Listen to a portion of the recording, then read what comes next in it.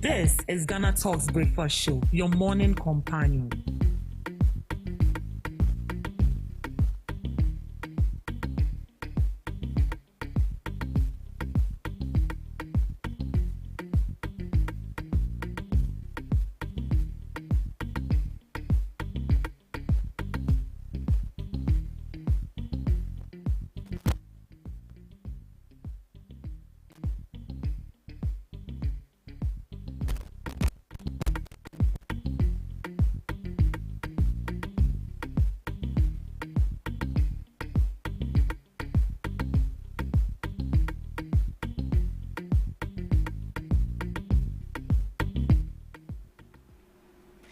Good morning, lovely listeners of Ghana Talks Radio. It's yet another beautiful Monday morning. It's a beautiful new week, and you are welcome to the Ghana Talks Breakfast Show right here on Ghana Talks Radio. You are welcome to the news headline review. Here we bring you all the latest headlines and informed perspectives on issues that matter to you every morning right here on the Ghana Talks Breakfast Show. I am your host, Ruth Esinamfiagbedu, and you know, particularly for this segment, I sit with knowledgeable guests, knowledgeable panelists that will share their perspectives and opinions on issues that matter to you every morning. And this morning I have here with me Miss Debbie Adoso and Miss Regina Bless. Good morning, Miss Blue. Good morning, Miss Yellow. How are you doing? I'm fine. How are you? I'm fine. Miss Kerry, how are you? I'm good, you. I'm good. You look pretty. Thank you. Bring me the necklace. Alright, I would. Hope you had a lovely weekend. Yeah, my weekend was great. It was good. Miss Debbie, Mine was fantastic. fantastic. I think for the first time in a long while, I had a stress-free weekend because I didn't go to school. Yeah. Okay, so before we dive into our major news items for this morning, so Saturday was Sanitation Day. I don't know if that was recognized in your vicinity. For me, right here, I didn't see any of that. But I think I went to Accra on Saturday and I saw some people distilting the gutters. Yeah, so I think part of Accra, it was recognized, but some people didn't recognize that at all. But can you share with me, what do you make of Sanitation Day? It's a day we have to be observing. Like, it shouldn't be a one day something. I know it's a particular date that has been marked down for cleaning our environment. And I think they said President Muhammad provided some Brooms to the and bus stop boys to do some of the cleaning, and it's good. We have to keep our environment clean. The notion that, like, some people have not seen Ghana before. They've heard Ghana. They've heard a lot of sweet things about Ghana. They would like to experience Ghana. And I think we have a day we celebrate where Ghana eats Ghana, drink Ghana. Yeah. And then we have people all over the country coming to have an experience of how our culture is. It will be very sad when they arrive there, and then the whole capital town of Ghana, it's also messy. It's like fields, rubbish everywhere. It doesn't speak good of us. I think first appearance counts. So if you are coming in, and then even if, yes, we are saying that we have bad governance, but at least first appearance, if everything is on point, it attracts the people. It sends a positive messages out there. So I feel like it is good. It's a good one we have to do. And one thing I also plead with the government is, some time ago he said he wants to fade away the use of rubber and then bring in paper bags. I think it should be implemented. We need it a lot because this rubber and a hard drink. Miss Regina, do you think that Sanitation Day has been one of the days that we Ghanaians don't take serious? Yeah, I would agree with you, but I think gone are the days where they really used to adhere to these things. I think we have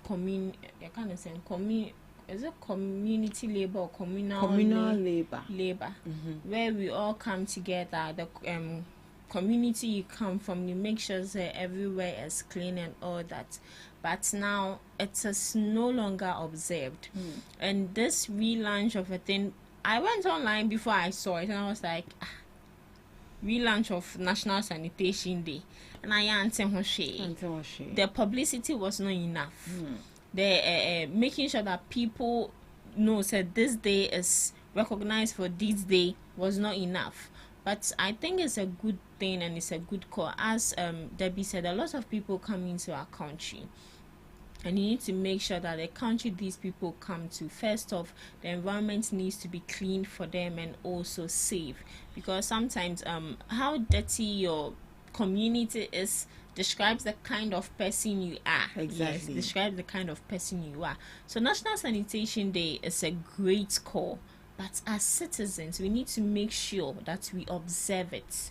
And we shouldn't wait for that assigned day before we make sure that our communities are clean.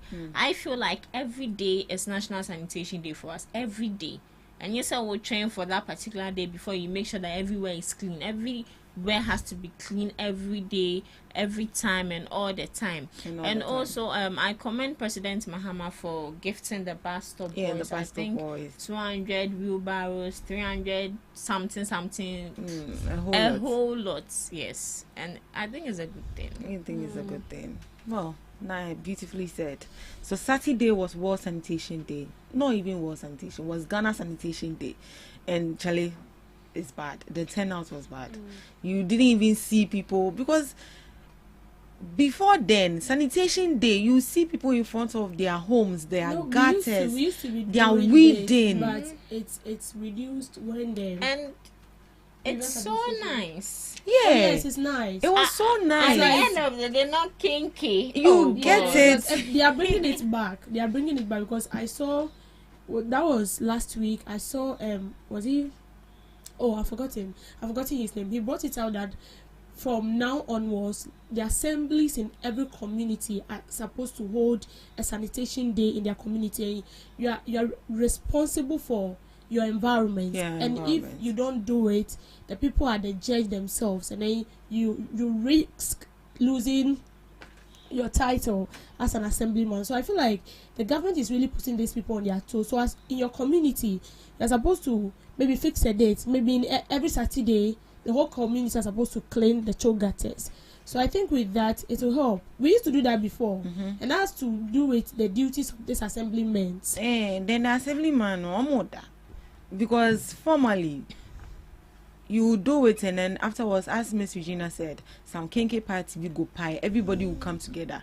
In as much as you don't know people because of food. Yeah, there's you all mingle. You all mingle, you eat, exchange numbers, and then you go to your various homes. But we don't see that again. I wish you could bring those things back. I think it's high time they hold the MMDCs, the assemblymen responsible if your community is dirty. Because I remember when we went to School Junction. No, Abrantier. I was Abrantier. Yeah. When we had the communication with most people even said it's the duty of the assemblyman to make sure that the place is neat.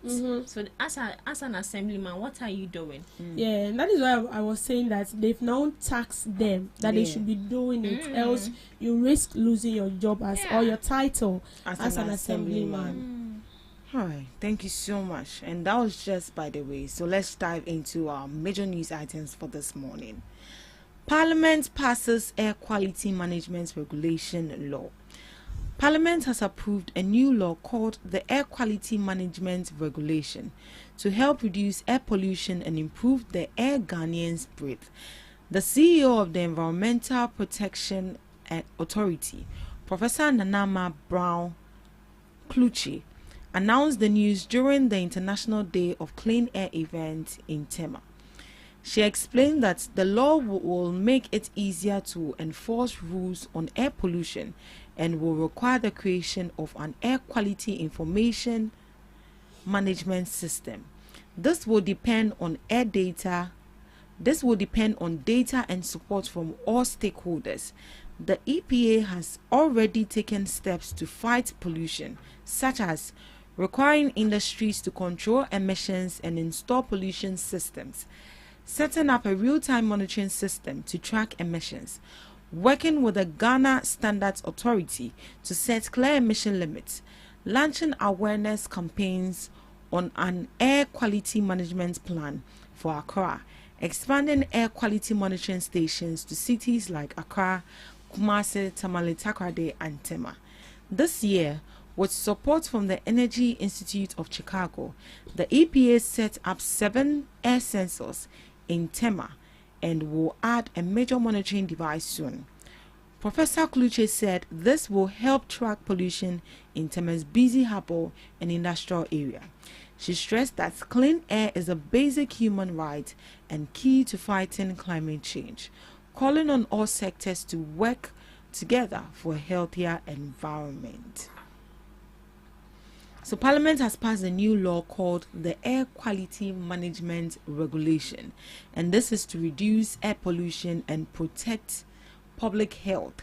And the law gives the EPA more power to enforce rules, set emission limits, and monitor air quality in major cities like Accra, Kumasi, Tamale, Takoradi, and Tema. It also introduces an air quality information management system and expands real-time monitoring with sensors, especially in industrial areas like Tema. So that means that right now that there's a law, Parliament has passed a law. If even you're a vehicle and then we see that you are polluting the environment, you'll be taken or you'll be fined. Do you think this is going to go a long way to help us as a country, Mrs. Gina? Yeah, I think it's a great move. Yeah, it's a very great move. When we look at the poor air quality, it's linked to respiratory diseases. Yes.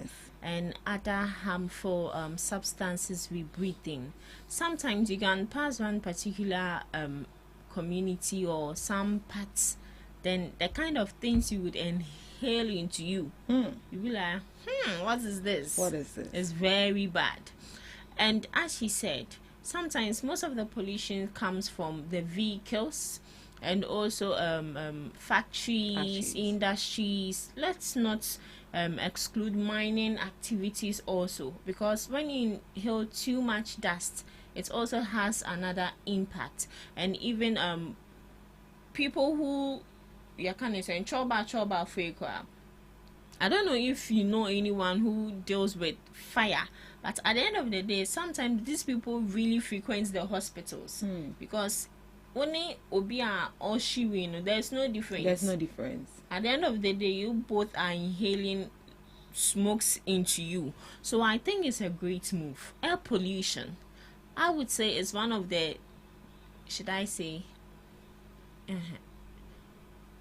let's take attack, one of the deadliest attack, because you don't even know what you are inhaling into you. Into your system. And they've brought sensors to make sure that they monitor and make sure that everything is going smoothly. I watched the movie.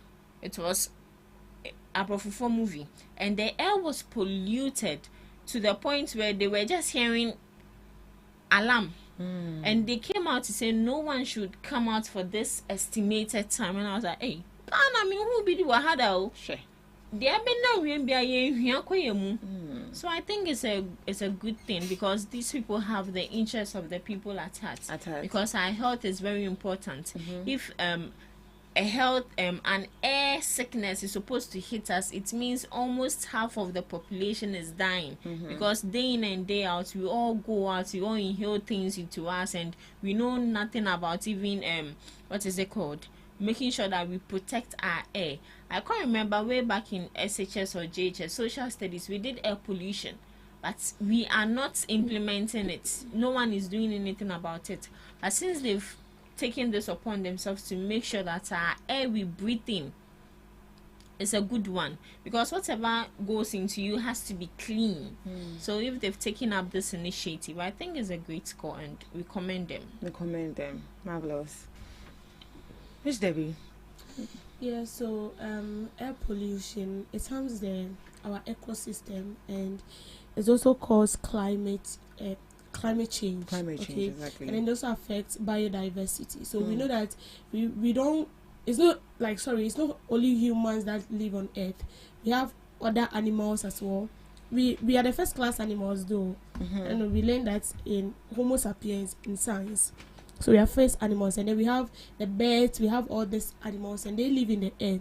Imagine burning of refuse and then polluting the environment and a whole lot. As she said, it causes health, it gives negative implication on our health. And so if they are implementing a law that is going to help, shall I say, subsidize air pollution, then I think it's right. But then my problem is how well are we going to sustain it? And then I feel like implementing the law is okay, but there should also be a side where people who do these things will be, shall I say, held accountable. You know, some factories are not supposed to be in town, are not supposed to be where, like, a place that is dominant with humans. So let me take this for instance, like petrol shells and stuff. It's not supposed to be in town because it can explode. And so that is why they always give this advice that this petrol shells to be like far away, places that are not so close to town, in case of incasity, for the sake of these people. So when we want to relate this to our lives, humans, and then as well as these animals that we live with, and then bending all this, we inhale it into our system. It has an effect on us, and it still have an effect on this birds as well. So I feel like, well, it's right. The law they want to pass is right, but there should be some kind of strictness that anyone who does it or overdo it will be held by the law that they're about to set. How would they even ensure that these rules are actually enforced? The only way they can ensure that it's enforced is by monitoring. Is by monitoring and ensuring that these people are doing the right thing. And as I said, some factories are not supposed to be in town, a place where it's very dominant with people. It should be at the outskirts of the town. You get it? At the outskirts of the town. So we have factories that they burn a lot of stuffs. They deal with maybe production of rubbers, production of bottles, and then they have to burn it. In such a case, if these people maybe are centered in the center of a car and they are burning this thing, can you stay? Even if you are setting common fire and the smoke like gets you, how do you feel? Then imagine such a sum of smoke. It pollutes the environment. It doesn't only harm us, it harms everything, all living things. So I feel like it's right, but for us to maintain this, there have to be strict monitoring and ensure that these people are doing the right thing. And if they are not doing the right thing, they will be held accountable. That is if they set the law and the law is working, because we are used to setting it and then we don't abide by it. I think that's one problem we are facing as a country. We have beautiful laws, as they said, but and that is very bad. Yes, very, very bad. All right, moving on. GJA President calls for establishment of Media Development Fund. The president of the Ghana Journalists Association, Albert Kwabna Jumfo, has underscored the urgent need to establish a media development fund to help build the capacity of journalists and strengthen the country's media sector. According to him, such a fund would not only support the professional development of practitioners, but also provide critical resources to media organizations struggling with operational challenges. He stated, "It is important we establish the Media Development Fund to help build the capacity of journalists and support the media in some aspects." He made the appeal when the GJA leadership paid a courtesy call on President John Dramani Mahama. During the engagement, he also sought the president's support for the annual GJA Media Awards, which he described as a flagship event that celebrates journalistic excellence and recognizes outstanding contributions within the industry. Mr. Jumfo further proposed the introduction of special awards to motivate journalists, recalling that in the past, practitioners were honored with significant donations such as vehicles and houses. These incentives, he noted, have diminished in recent years, and reviving them will be a strong source of encouragement for journalists who continue to dedicate themselves to the profession. So that was coming from the president of GJA, Ghana Journalists Association, in the person of Albert Kwabna Jumfo. He mentioned of the creation of a media development fund to support journalists and media houses, of which he believes the fund will help build the capacity of journalists through training, provide financial and operational support to struggling media outlets, and improve the overall quality of journalism in Ghana. He also appealed for stronger support for the GJA Media Awards, suggesting the bigger incentives like vehicles and houses, which used to be given to top journalists, should be restored to motivate excellence in the profession. This is what our president for Ghana Journalists Association is saying, that they should create a media development fund. And one question I want to ask is, with whose money? Gina, with whose money? I think the government or the taxpayers' money? Definitely the government. Our money, government. Our money. Oh, okay. And the government is still will still dip their hands in the taxpayers' money, unless maybe they want to say he would fund it himself. But at the end of the day, the bad you. Asemo. Media Development Fund. Development Fund. Wow. A number debut. And then it all boils down to the government. Or NGOs would support. Okay. Or maybe collaboration with the government. Or collaboration with other other media spaces, because we have some top media spaces that are capable. So I think maybe they'll collaborate with them. But at the long run, it all boils down to collaboration. I don't think one person would foot all that bill. But I think it's a great move, because sometimes when you look at some of the media stations, they lack certain amenities, or they lack certain facilities or other petty things they need to make sure that they use that to make sure they bring the news out to the people.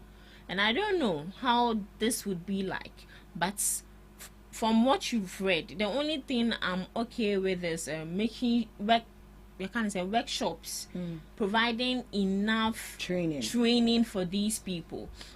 But looking at some of the media houses, omuni facilities now, one our better facilities now more. And I say, let's take laptop for example, microphones, cameras, and all these petty things. Are you the one supposed to provide it for them?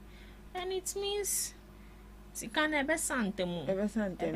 and my problem is, if it's the government that is going to, start this whole media development fund, would this money be used for just state-owned media houses, or the private media houses will also gain from it?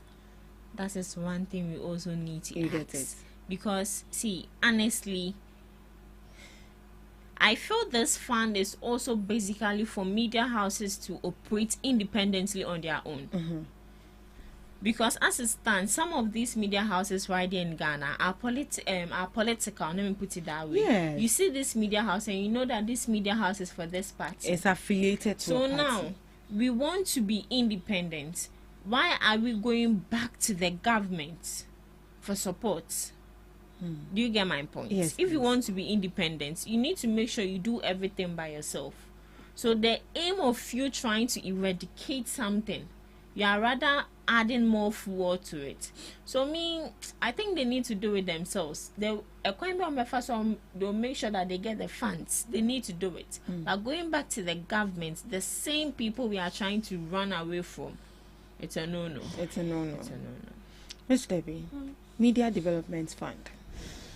Media Development Fund. Would it come from the government, the private sector, or it will be both? Since it's both state and private media houses, they can make it both, right? Yeah. For me, I think it should come from the government. Why? We have a lot of media houses, but then I would say that 90% are private-owned media houses, and then the state-owned media houses are very few. Right. But if you take a good look, most of these private media houses, I would say, they are doing good and better than some state-owned media houses. And we are all working for the government. In as much as it's a private institution, we are not paid directly by the government. We are paid by the media houses that employed you, but you are still working for the government. Because if today the government is meeting the press, you go.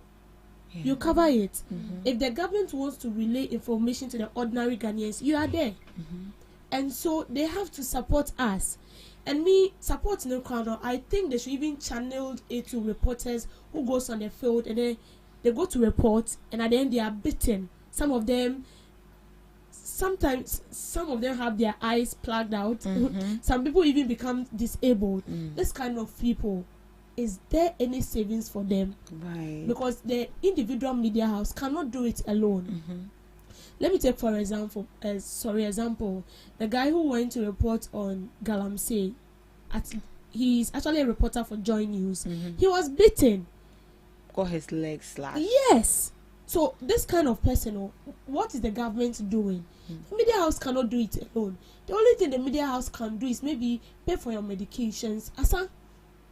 They will replace that one. You have to have it in mind. But the government, what are you doing to help these media houses? As it stands now, media house, we don't even have bulletproof, but we need it. It's not only police officers that need bulletproof. Sometimes some of the issues we go to cover are very sensitive. Very, very. And so we need to be armed. It's not only about the camera. We need something to protect us. And look at the way they even drag us. I would say the least profession that, let me say, the government do not take into consideration is the media houses. It's the media. Because when you go to cover, sometimes they talk to you as if, like, it's kind of annoying. You feel like, excuse me, slapping them, but you can't. And you wait, Juma. Say, I also done in news. A band is also media house done in news. You are like painting a bad picture, so you just have to comport yourself. So for me, the fund they are bringing about, trust me, is good. What Mr. Jumfo is saying is good. Regina says something like politicians, yes, we are supposed to be fair, but when it has to do with the government, like, it's a government. It's not as if we are affiliated to a political party. We have the nurses, we have other institutions. They are working for the government. They are not working for NPP or NDC. They are working for the government. The government, I see the government to be a sole body. You detach yourself if you start to do things in accordance to an affiliated political party. That is how I see it. But when you're working for the government and the government is paying you, it doesn't mean I'm selling you. Helping me doesn't mean, say, if you are doing the wrong to my main cow, I'll say it. And that is who we are. The thing is, some of these media houses have made it so known that we belong to NPP. Any idea back. Exactly. But then aside that, the funding for me is good. But they should rather channel it to, when you go on the field to report, academia. See, a lot of media houses are doing their best. And as the world is evolving, cameras new ones are coming, upgraded ones are coming. Camera be a whole. I can stand here and then I can picture you even from Ablekuma. Yeah. Yes, I can actually picture you from Ablekuma. So things are upgraded. This is what we need. Our media houses are doing their best, but you as a government, what can you do to help these people? Because yes, we are wow. But if the government is going to help these people, bear in mind that it's going to help the state-owned media houses, not the private media houses. No, it has to cut across. No. It has to cut across. It shouldn't only be state-owned. Is it only GTV that goes to cover? No, listen. You are in need of something. I'm in need, yes, I know. Good. So you don't sit and wait for the government to come in. You don't get me. Okay. This is what I'm saying. It's not as if I'm sitting and waiting for the government to come and help me. The media station I'm working for, they are already helping me. But you as a government, these people have been reporting, let me say, every information you put out there, they are always there. But does the government what can you do to help them as like a media houses working for you as a government? Not as if because they are state owned or they are not state owned.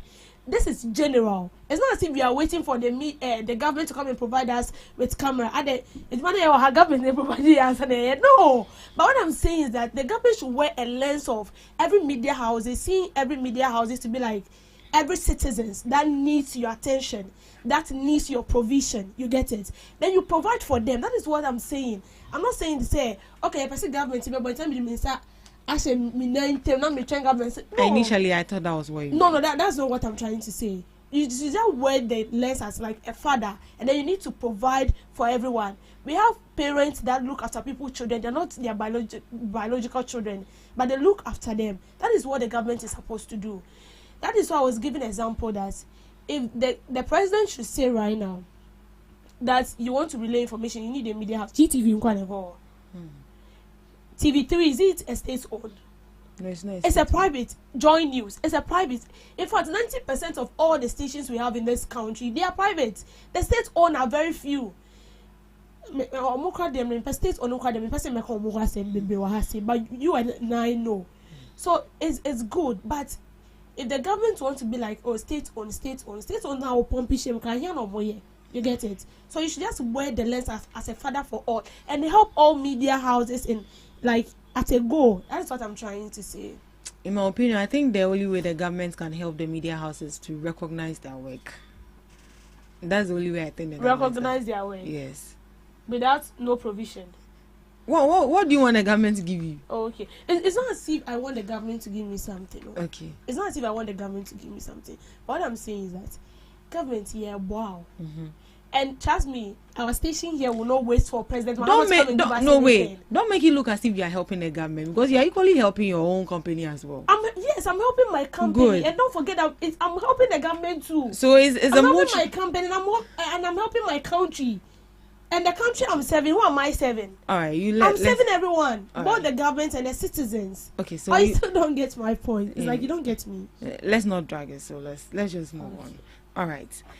GJA appeals to government to support struggling state-owned media houses. The president of the Ghana Journalists Association, Albert Kwabena Jumfo, has urged the government to take swift action to support state-owned media outlets to help prevent a collapse.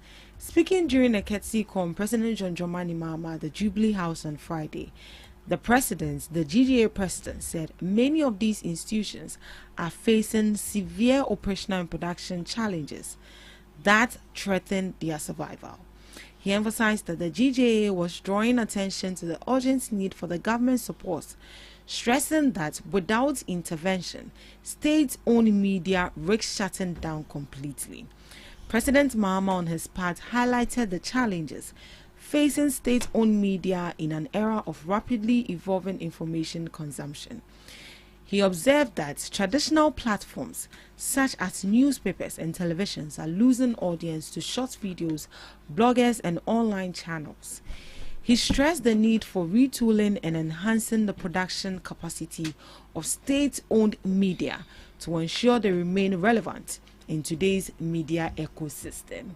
So the GJA president is also calling on government to support the state-owned media houses that are struggling, or else a time will come these people will end up collapsing or even shutting down their stations. Mr. B. They said they should support them, or else. Do you think that the state-owned media houses are not following the trend of what is going on? Because let's take a station like GBC. They're outdated. But why would you say they are outdated? Because I think recently I've seen them on TikTok, Instagram, and that. I think they are, in a way. GTV by now should be like BBC. But that's our Ghana BBC. Oh yeah, that's our Ghana BBC. But right. it's. I would say that they've not met that criteria yet. Look at the time I knew GBC. Even where those media houses were not yet out, that was one of the stations that belongs to the government, and they were doing marvelously well. And those time, because we don't have enough of the account radio stations, they were broadcasting in all the 7 dialects, Ewe, Ga, even in northern language. They were actually broadcasting in that. So by now, GBC should be one of the biggest, not only known in Ghana, but it should be known like worldwide, just as the way BBC and CNN is being known. If you on this GSTV right now, they use it to GTV, like the feature and everything for me, as I send it down, if they look at I'm not trying to compare these stations, but look at GTV, look at TV3, look at their camera quality. Then you can actually tell a possible. And sometimes I ask myself a lot of questions. It belongs to the state, and I'm sure the state is doing everything possible to resource these stations. So what is wrong? What is happening? And some time ago, I had some clues to be. I don't have evidence. Allegedly, that's what. That the equipment that was bought into these state-owned media houses were sold to the private media houses. They sell them out. You see, and I don't know why anything that has to do with the government is not properly handled. That is another question. And what he's saying is true. If the government doesn't take time, most of these state-owned media houses will collapse. Because as it stands now, the private media houses are overriding the state-owned media houses. I'm telling you the facts. They are overriding them. You go on TikTok right now, maybe the first video you will see will be from a private-owned. I don't even see. GBC, I don't on TikTok. Yes, they're on Really? TikTok. Yes. Yes. Oh wow. They have large following. That's nice. Yeah. That's nice. They're on TikTok. So I think in a way they are equally trying to follow the trend. But right now, when it comes to media consumption, it has to do with these social videos with the bloggers. Because sometimes you have to wait 12 o'clock afternoon news or maybe 6 p.m. evening news before you can see some content or maybe some things that are going on. But with just the mobile phone, bloggers take the content and then they post it out there. It's out there. All you need is an account and data, and then you'll be able to get to know what is going on. So it should tell us that as the world is evolving, we also need to evolve. We also need to evolve. Most of these media houses still have bloggers they are working with because they do most of the, I won't say dirty jobs, but underground works. Underground works. Missy G? Yeah. Alright, so I would say I do agree with our president because some of these state-owned media houses, in fact, I personally think they are already collapsed. Because the last time I watched one of the media house, I was like, camera no, I don't want to pay him. But I say, I know more camera here. Sometimes some of their setting is so poor and all that, but could it be the personnel or maybe the equipment? Exactly.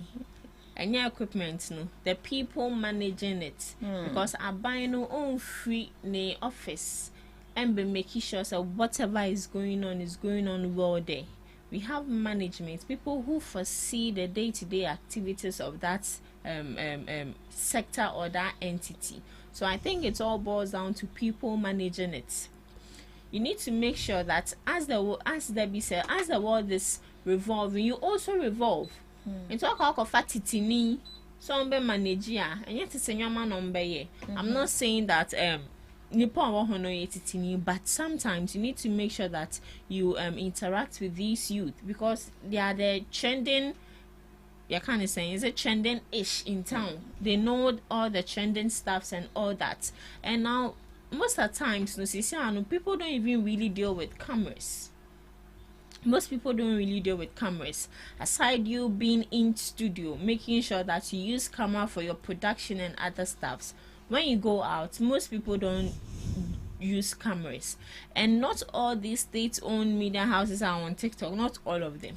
Not all of them. In fact, almost all the private-owned media houses, everyone is on social media, from TikTok, TikTok in person and saying Anna Eba. But explode, exactly. It even goes viral more than the other more than Instagram, the social platforms, yes, the social media so platforms. They need to make sure that they you kind of say they don't need to be stagnant. They need to fly, open their wings and fly.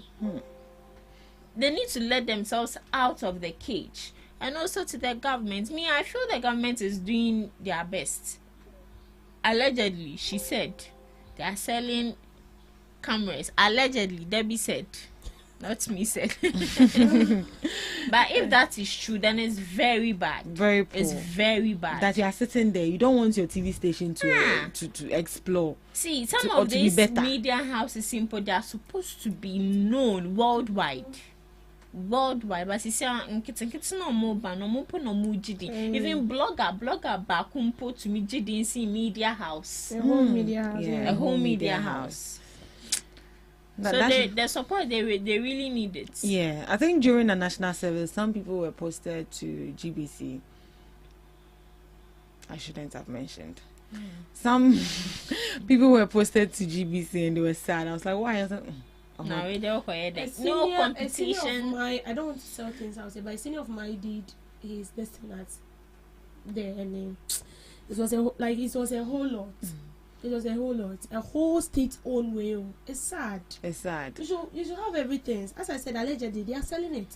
And if you are selling it, how do you expect to have quality, the quality of what you are doing? Maybe they should employ more Gen Zs. Because some of the people there, they are old people, millenniums. They don't want to go.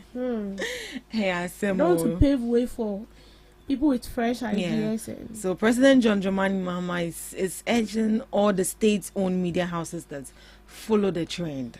Look at what the bloggers are doing. Incorporate that in your workspaces.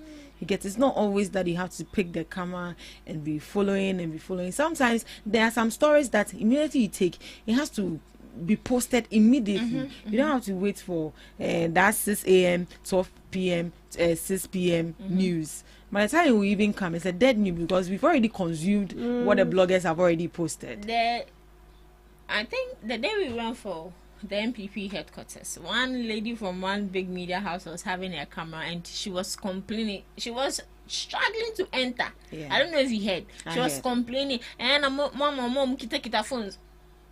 Mom, kita phones. No, I was like, phones important say no ebe causing one kita camera no. So why don't you just, in as much as you are doing the camera to meet other audience, also do the phone to meet another audience too, because the camera will meet our parents. They will be the ones to come and sit behind the telly at 7 p.m. and be watching the news. Often watch television. Look at television. Everything is on the phone. Me say sometimes my mom goes on TikTok, watch the news, so this thing happened.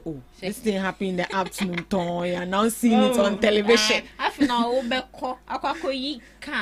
Then they export everything. You get it. And then advert be. Abra, me show me phones. So gradually, camera is fading out. Yeah, gradually. All you need is a good phone. And you're good to go. Good camera, sir. All right, that was very interactive, and that is where we draw the curtains for the news headline review. Up next, we have Debbie's Grill.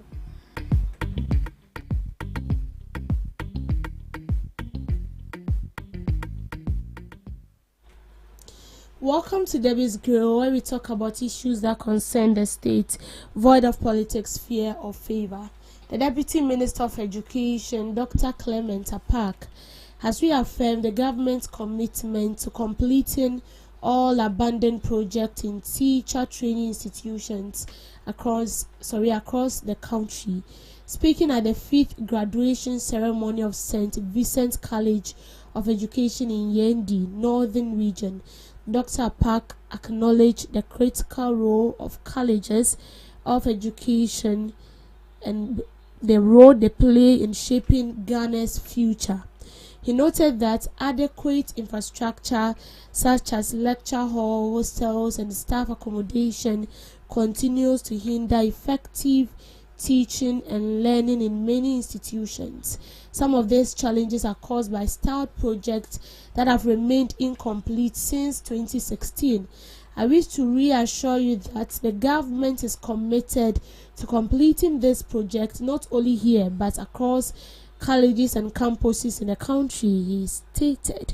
He stressed that the government is determined to provide the necessary resources to colleges of education to strengthen teacher training. He said this will ensure the production of competent, qualified, and dedicated teachers who can positively impact education system. Well, I feel like this is no news because we really know the order of the day in this country. Projects are being started by government, and immediately they leave power, it becomes a thing of the past. No one cares whether the taxpayers' money has been used in completing the project. No one cares. Nobody even accounts to us what the money has been used for, whether they were able to complete it, why the project was not completed. So we are also in it just like that. Now, Mr. Clement Park is affirming the government's commitment of completing all style projects, especially in education. That has to do with the teacher trainees. I feel like this should even go beyond the teacher trainee. I mean, you have to go down and then see what people are going through. Most of these students do not even have a place to sleep. And you go to the schools where students are supposed to sleep in dining halls. Some are supposed to sleep in the washrooms because there is nowhere to sleep. It's like the students we are admitting in the schools are more than the infrastructure to house them or accommodate them. And that's not how it's supposed to be. We saw when this current administration came during their first time in power, they brought in the e-blocks. They started one. As for that one, I can say that my constituency has one. The community day schools. They started it. And after they left power, most of the projects that was not completed were left to rot in the bush. When the previous administration came into power, they tried their best. They also completed some and then they left the rest. As to why they didn't finish, no one can tell. But this is what I want us to know. The money we are using in building those projects are not from their pocket. It is the taxpayers' money. It is our money. The taxes we pay each and every day is what has been projected into most of these projects they are bringing up. And at the end of the day, they leave it in the bush to rot. One thing I want our politicians to understand, and I know they know, but they just they just don't want to do it. You know why? Because every government has it in mind that within 4 years you cannot finish what you are bringing on board. In a space of 4 years, let's be sincere to ourselves, you cannot finish what you are bringing on board. Especially if you are setting more target than what you can do.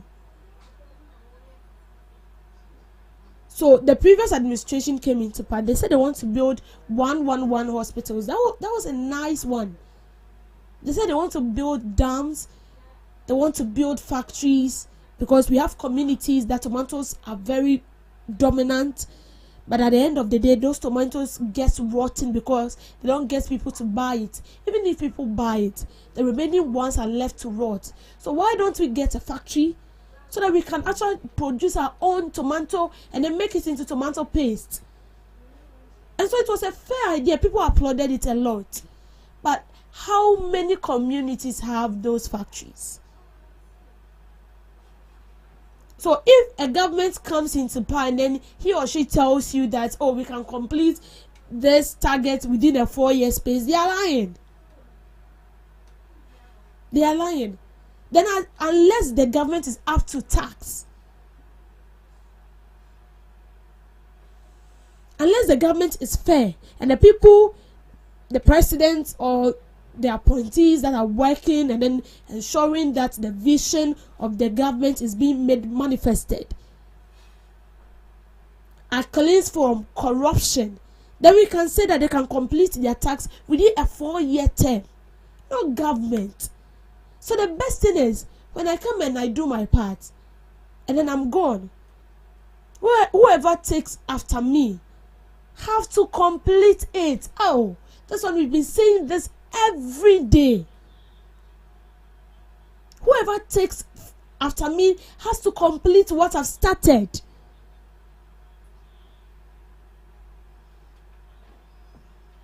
If we should be doing this, by now, Ghana, we are far ahead. And you really pay attention to the manifesto of these people. Anytime they come, we want to develop. Every time we are developing Ghana, just say, we are not developed that. Every time we are developing, every time we are constructing roads, every day we are building we are building infrastructures. Why? Why? Because we start, we don't complete. The next government that comes on board also bring his own policies. They take money from the taxpayers. They also start, they don't complete. Another government comes and it has become a foundation. All the successive governments are laying blocks on it. And you think with this kind of behavior we are going to succeed as a country? No way. We are not. And per what I've read and per what I've been taught in school, our first president, Kwame Nkrumah, he brought a pencil factory. Akawrem. The building has now become a conducive environment for smokers, for weed smokers. That is what we see. We won't do it. It's not as if we cannot do it. Then someone will come and then I won't be given the necessary accolade. Then I won't do it. And then we've forgotten that the money we are using for those projects are not from our pockets. It's from the same people you call ordinary. The same people you don't regard. They are the people who pay you those money for those projects. Why do we keep hurting ourselves this much? And every time students have to be complaining, we don't have places to sleep. But we have students going to school every time. You can't tell me that education can stop. It can't stop because people are giving birth and schools are enrolling students each and every day. So it's a continuous something. It can never stop. So why don't we just build the infrastructures if I'm not able to complete it? Whoever takes over from me must complete it. But if you're having this kind of mentality, no one will recognize me, then I won't do it. I'm also bringing on my policy. I'm bringing on my initiatives so that the people will know that this is what I want to do. But you know fully well in your heart that you cannot complete this project. If possible, why don't you just bring on board only one policy? Maybe this is what I want to do. I want to create or build 2,000 infrastructure I want to focus on only education. Then we know that is what you want to do. Then the next government that comes on board, maybe I also want to focus on the health sector. Build maybe 2,000 health sectors, equip it very well, and then within 4 years time, you deliver. And then the next government that also comes on board also take another institution, maybe the road, and then you construct a solid road that can take on generations upon generation. Without we constructing today, in the next 3 months we have to construct road again. Let's begin to reason as a country, because it's doing us more harm than good. Thank you for making time with me on the screen. Today in history with Miss Regina Bless.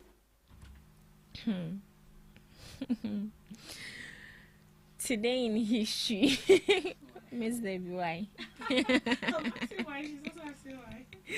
Alright, so today in history 2022, Elizabeth II, Queen of the United Kingdom and the other Commonwealth realms, died on this day at Balmoral Castle in Scotland at the age of 96. Elizabeth's reign of 70 years and 214 days was the longest of any British monarch. She was immediately succeeded by her eldest son, Charles III. South African and International Exhibition in Kimberley. The exhibition was a major event for the city, showcasing local industries and businesses with the goal of attracting investment and boosting confidence in the South African economy, particularly after a period of depression in the years prior. The opening ceremony was a grand affair, presided over by the governor of the Cape Colony, Sir Henry Brougham Lodge and featured a guard of honor, music, and speeches. New Amsterdam became New York when Dutch Director General Peter Stuyvesant surrendered the colony to the British, and the city was renamed to honor the Duke of York. The formal surrender occurred after the English fleet sailed into New Amsterdam's harbor to seize the Dutch colony. The deadliest hurricane to batter Galveston, Texas, was the Great Galveston Hurricane of 1900, which struck on this day as a Category 4 storm, resulting in a death toll of at least 8,000 people and becoming the deadliest natural disaster in U.S. history. The storm's surge of 15 feet overwhelmed the low-lying city, destroying homes and leading to the loss of an estimated 1/4 of the population. Italian surrender was publicly announced on 1943 by U.S. Army General DeWitt and Italian Prime Minister Pietro. The actual armistice had been signed in secret on September 3, 1943, but it was kept quiet to prevent German reprisals and to allow the Italian government to prepare for the announcement. Looking at some observances. International Literacy Day is observed every year on this day to raise awareness about the importance of literacy for individuals and society. It was established by UNESCO to highlight the need for accessible education for all, celebrate the power of reading and writing, and aims to eradicate illiteracy. World Physical Therapy Day is celebrated to mark the founding of World Physiotherapy in 1951, promoting the global physiotherapy community unity and solidarity. The day aims to raise awareness about the vital role physical therapists play in preventing illness, treating diseases, aiding rehabilitation, and improving the public's overall health and quality of life. It also serves to recognize the hard work of physiotherapists and their contribution to keeping people mobile, independent, and well. Lastly, National Actors Day is celebrated to honor and recognize the talent, dedication, and creativity of actors in film, television, and theater. And that's all for today on Today in History.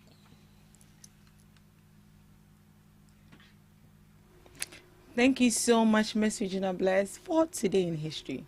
What is making you laugh? No, I should be asking you that question. Thank you. Thank you. She said today is National Literacy Day, right? Is it literacy or illiteracy? Yeah, I remember something and I had to laugh. But it doesn't mean say we're born, you know. So what are we supposed to be doing for that day? National Literacy Day. You were not paying attention. Oh, I was. You were not. I was. What are we supposed to be doing? Okay, so that day is to make sure that people have access to good education. Yeah, so it's basically all about education. Go school soon. Yeah. Yes, go school. Also, uncle. But school is good though, so make sure you go to school. Okay. All right.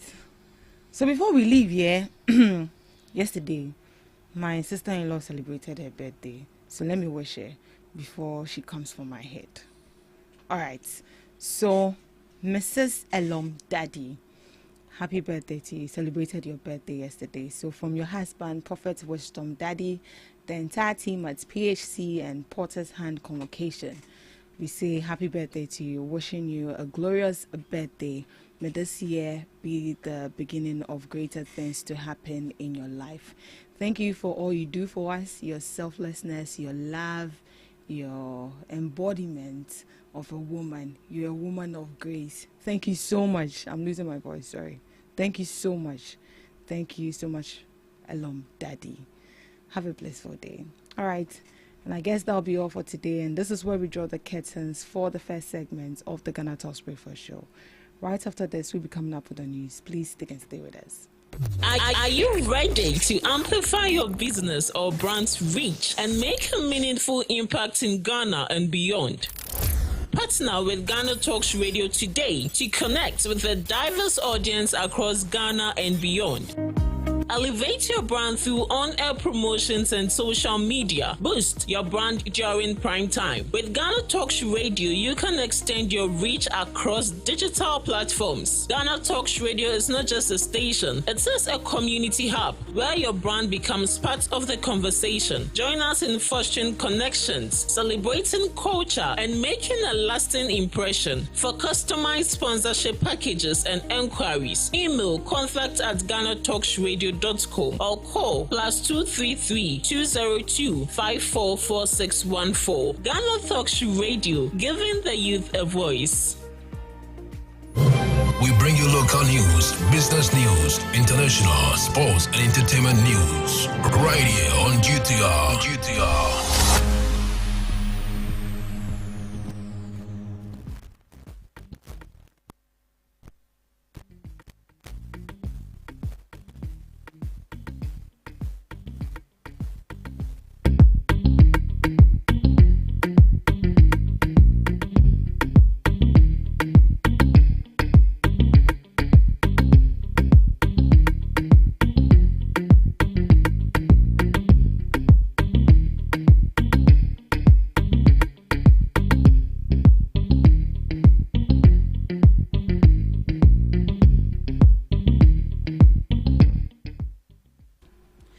Welcome to the morning news broadcast on GhanaTalks Radio. Coming up, President Mahama pledges full implementation of election violence investigation report. Engineers and planners takes over Black Voter and Sankofa Gold project. Professor Alidu Seidu Mahama wins Tamale Central NDC primaries. Government to complete all abandoned projects in teacher training institutions. These and many more coming up your way shortly.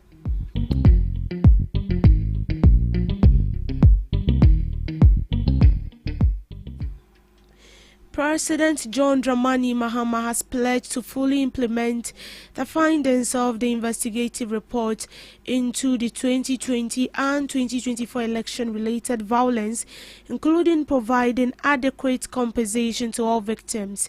A statement issued by the presidency said the president made the commitment during a courtesy call by executives of the Ghana Journalists Association, led by its president Albert Kwabena Jumfor.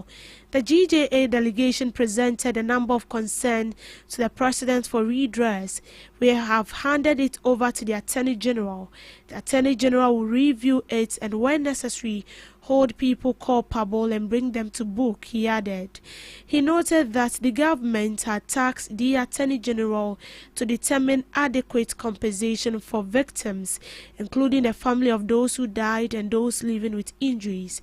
President Mahama also noted that electoral violence had affected not only innocent bystanders and political activists, but also journalists carrying out their legitimate work.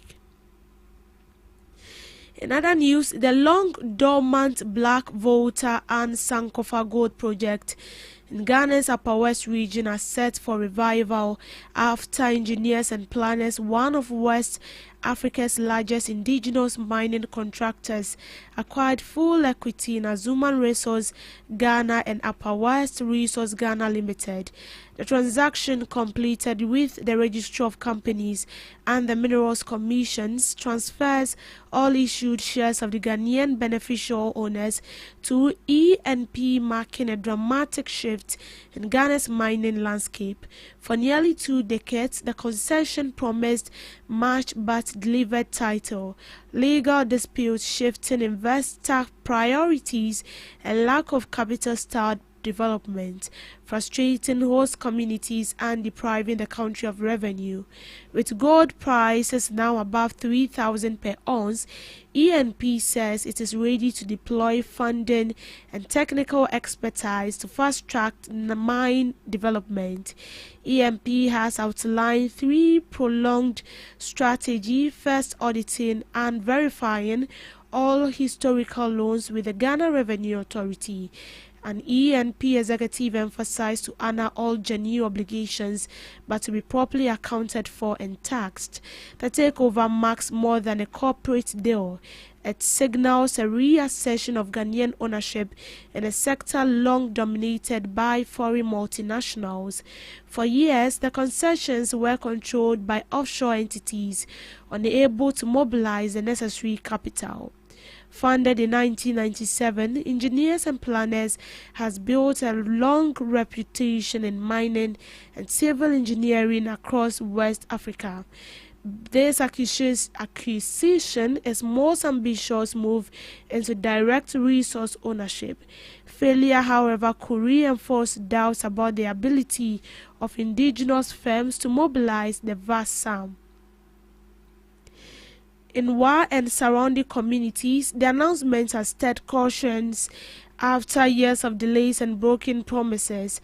Civil society groups, however, are demanding transparency, environmental safeguards and equitable benefit sharing. For government, the deal offers both political and economic relief. It supports its narrative of economic recovery and job creation while potentially providing new revenue streams and the IMF fiscal consolidation target. Ultimately, the Azuma Powers ENP transaction will serve as a litmus test. Failure will entrench the cycle of dependence on foreign capital and control. In other news, Professor Alidu Seidu Mahama, a lecturer in the Political Science Department at the University of Ghana, has emerged victorious in the Tamale Central Parliamentary primaries of the National Democratic Congress. He secured 840 votes out of 1,511 valid ballot cast, beating 11 other contenders in what was hotly contested race. His close-set challenger, former Tamale Metropolitan Assembly Mayor Abdul Hanan, pulled 536 votes, while the remaining candidate shared the rest of the ballot. In all, 1,511 delegates voted out of a total of 1,551 registered, with 1 ballot rejected. After being declared the winner, Professor Mahama expressed gratitude to the party, the delegates, and his fellow contenders for what he described as a clean and competitive campaign. The Deputy Minister of Education, Dr. Clement Apak, has reaffirmed the government's commitment to completing all abandoned projects in teacher training institutions across the country. Speaking at the 5th graduation ceremony of St. Vincent College of Education in Yendi, Dr. Apak acknowledged the critical role colleges of education play in shaping Ghana's future. He noted that inadequate infrastructure in lecture halls, hostels, and staff accommodation continues to hinder effective teaching and learning in many institutions. I wish to reassure that the government is committed to completing this project, he said. The ceremony held under the theme addressing the falling standards of education in Ghana, the role of colleges of education, highlighted growing concern about declining academic standards, including issues of examination malpractice in the ongoing West African Senior School Certificate examination. Dr. Park stressed that the government is determined to provide the necessary resources to colleges of education. He said this will ensure the production of competent and dedicated teachers who can positively impact the education system. He also urged the graduating students to embrace the teaching profession with passion and commitment, reminding them that their influence goes beyond classrooms to shape the future of the nation. Education, widely regarded as the bedrock of national development, continues to face challenges such as weak supervision, inadequate teaching resources, and low teacher morale. These concerns, coupled with questions about the quality of teacher trainees, have heightened calls for reforms to restore confidence in the sector. In business, the Aboso Okai Spare Part Dealers Association has announced that beginning today, September 8th, it will embark on an exercise to ensure strict compliance with the Ghana Investment Promotion Center, Act 2013, Act 865. In a statement signed by its Director of Communications, Taki Ado, the association said the move specifically targets Section 27, Clause 1 of the Act, which prohibits non-citizens from engaging in petty trading, hacking and selling goods in stores and markets. The association noted that despite the law, foreigners continue to operate in trading spaces, a situation it described as undermining the livelihoods of local traders and weakening indigenous entrepreneurship. Successive governments have failed to ensure full enforcement of this act, resulting in a persistent drain on the businesses of Ghanaian traders. The time has come to uphold the law and protect local enterprise from unlawful competition, the statement read. The group stressed that it is not against foreign investment in Ghana, acknowledging its importance to national development, but insisted such investment must comply with the country's trade laws. It also called on relevant state institutions and stakeholders to support the exercise to preserve the integrity of local trade and secure the future of Ghanaian businesses.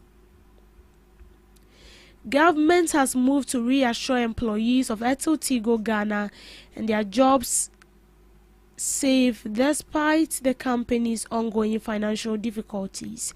The Ministry of Communications, Digital Technology and Innovation has appointed auditing firm as transaction advisor with a 60-day mandate to evaluate Eto Tigo Ghana's financial position. Speaking at a press briefing on September 5th, Sector Minister Samuel Nate George said stakeholders must await the audit findings before major decisions are made. The government will ensure that approximately 300 permanent staff of Eto Tigo retain their employment. I have already met with staff and offered them assurance in this regard, he said. The transaction advisor has instructions to also consider the fate of over 200 contract staff at Eto Tigo. The minister stressed that the government's priority is protecting jobs while finding a sustainable solution for the telecom operators. Meanwhile, the sector minister has moved to correct media reports describing the ongoing restructuring between Eto Tigo Ghana and Telecom Ghana as a merger. He said the development falls under a forced situation, not a consolidation. We are dealing with a forced situation, and the work of the transaction advisor of the recommendations from their report will lay out a clear path for the consideration of the government, he added. In sports, Black Stars head coach Otuado says he's not afraid to get boosted out of his role as the lead trainer of Ghana's national men's football team, despite his below-average record. He made this bold statement in his pre-game presser ahead of Ghana's 2026 FIFA World Cup qualifier against Mali at the Accra Sports Stadium on Monday, September 9th. Ghana conceded 89th minute equalizer to a draw with Chad, while Mali beat Comoros 3-0 ahead of Monday's game. The Black Stars' performance and failure to beat Chad had Otuado heavily criticized. By the former Dortmund assistant head coach, delivered a defiant tone in his response and even stated he is not afraid to get sacked. In his second stint as Black Stars head coach, Otuado has led the team to 5 wins, 5 losses and 5 draws in 15 games, while scoring 27 goals and conceding 18 in the process. These statistics of my wins and losses are of no use, especially when there are friendly games in between. We are still on the top of Group 1, he said. Under Otuado, the Black Stars failed to qualify to the 2025 AFCON, and the head coach of Mali described the failure to qualify as shocking. Head coach of Mali national men's football team says it is shocking Ghana won't compete at the 2025 AFCON despite having several quality players. Unlike St. Feth Mali, Ghana will not compete in this year's AFCON, which takes place in Morocco after the Black Stars failed to qualify to the Continental Championship for the first time since 2004. Speaking ahead of Mali's 2026 FIFA World Cup qualifier against Ghana at the Accra Sports Stadium, he stated that he is not one to complain about the state of pitches, but talk about his shock over Ghana's absence in the upcoming tournament. A country like Ghana must become African champion in the near future with all this quality.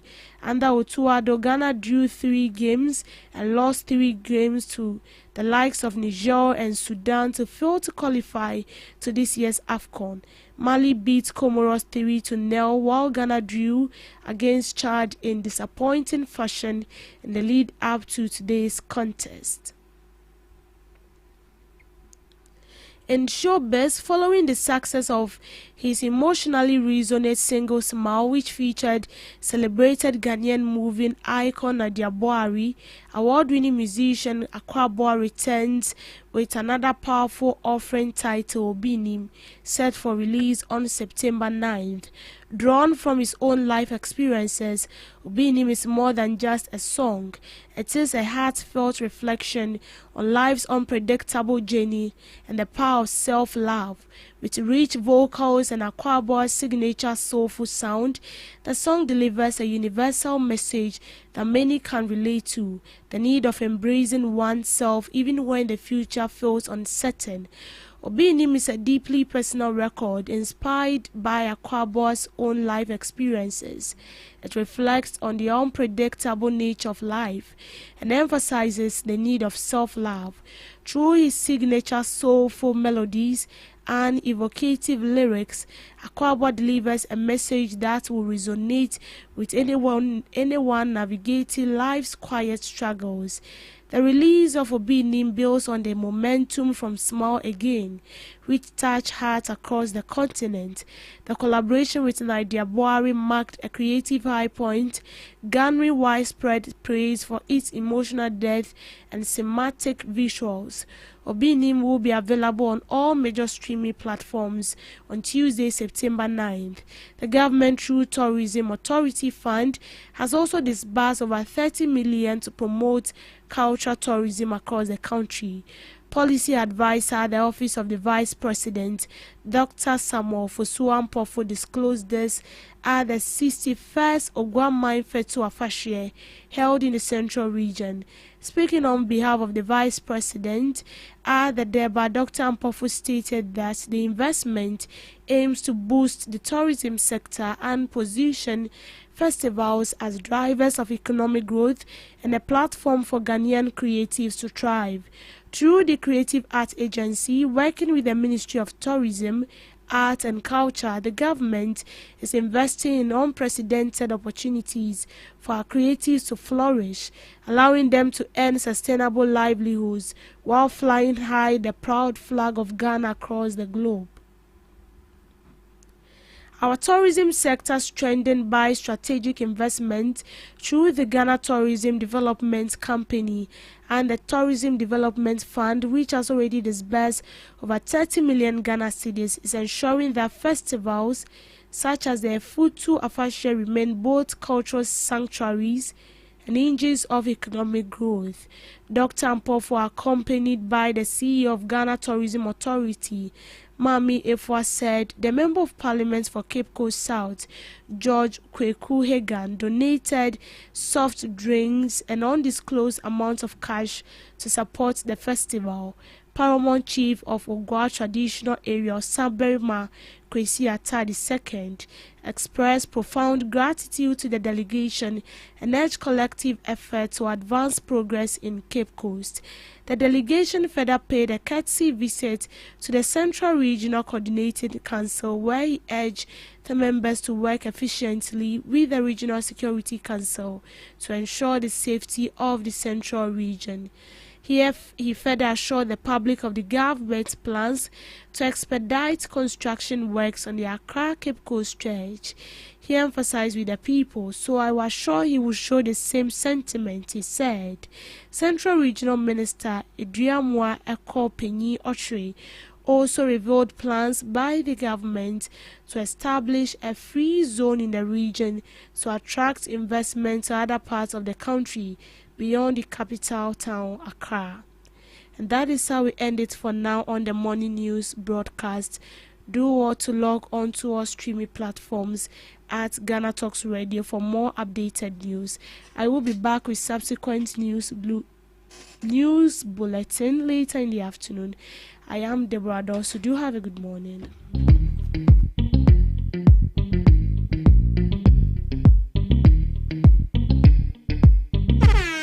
Hello Ghana, hello worldwide, I'm with level band. Now listen, every Tuesday and Friday, beyond the time it's going to carry bro. Our Ghana Talks Radio, 7 p.m. sharp. Now Tuesday, we're gonna talk about our culture, our history. My 20 things about Sam. Now on the Friday, you bars on bars. You better rap, you better say no artists go join me in the studio. We're gonna discuss about music and business. Or you singer and now you rapper, you think say you get bars, you go be spit fire. Now listen, make you join me with studios. Our Ghana Talks Radio and yes say then our day. Me say download the Ghana Talks Radio app no our Play Store and the App Store. Na tune in and say this what you say baba live on Facebook, go Instagram, any Ghana Talks Radio page and so now listen. I be your fire. 1 year, Konya, Wading, Jajan.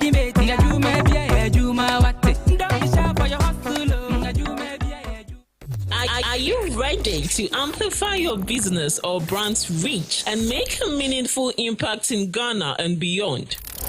Partner with Ghana Talks Radio today to connect with a diverse audience across Ghana and beyond.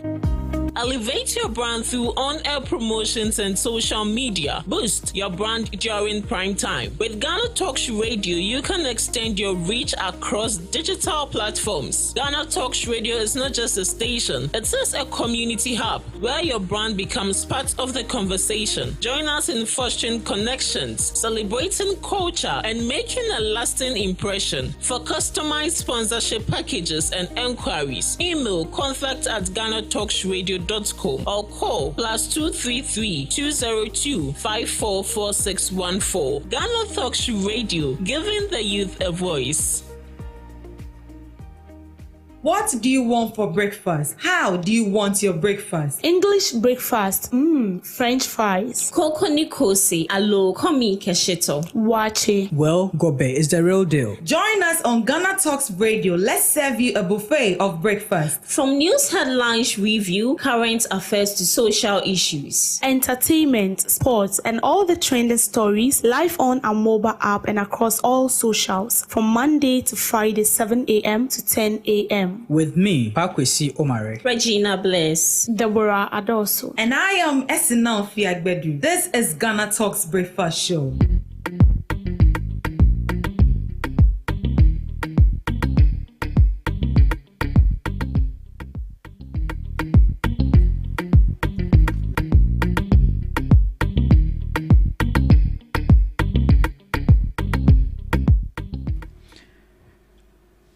It's a beautiful week, a brand new week and a brand new day on Ghana Talks Breakfast Show in the studios of Ghana Talks Radio. My name is Pakwesi Omare, and I know it's been a while but I've really enjoyed my leave. Now I'm very, very, very convinced, because I know there are people who are very capable. What men can do, women can do better. They've done a very, very great job in my absence, and next week I'll be going off again. Because now I know they are there for me. But yes, a big thank you to the ladies who has been holding us down on the show. I know you've enjoyed their beautiful, sexy, romantic voices on the show. Yeah. And one thing I realized was that when the ladies were hosting the show, the guests were very comporting, and the audience were also, hey, they are mad, but yeah, so shout outs to Asinam, shout outs to Regina, shout outs to Deborah, and the entire team, Rock, Q, Fico, DJ Cham, everyone who held the show down so far in my absence. We are still in here, we are back to keep it rolling. This morning, you know how we do it on a Monday morning. The triple threats will be in here. AP representing the NDC, Razak for the NPP, and Dennis, the diabolical independent communicator, as Razak puts it. He will be joining us later on the show. Moving on, I want to entreat you to join the conversation on all our platforms, on Facebook, on Instagram, on TikTok, and on X. And also our WhatsApp lines are very active. You can let us hear from you there. 0202 544 614, 0202 544 614. A whole lot has been going on, and we are here to take up one of the most, I don't know how to, one of the most sensitive topics going on in the country right now, which is in regards to the removal, the final decision taken by the president on the topic of the Chief Justice, the former Chief Justice, let me put it that way. So yeah, today that's what we are going to be looking at. So let us also hear from you what you have to say about that. Gentlemen, good morning. Good morning, sir. It's been a while.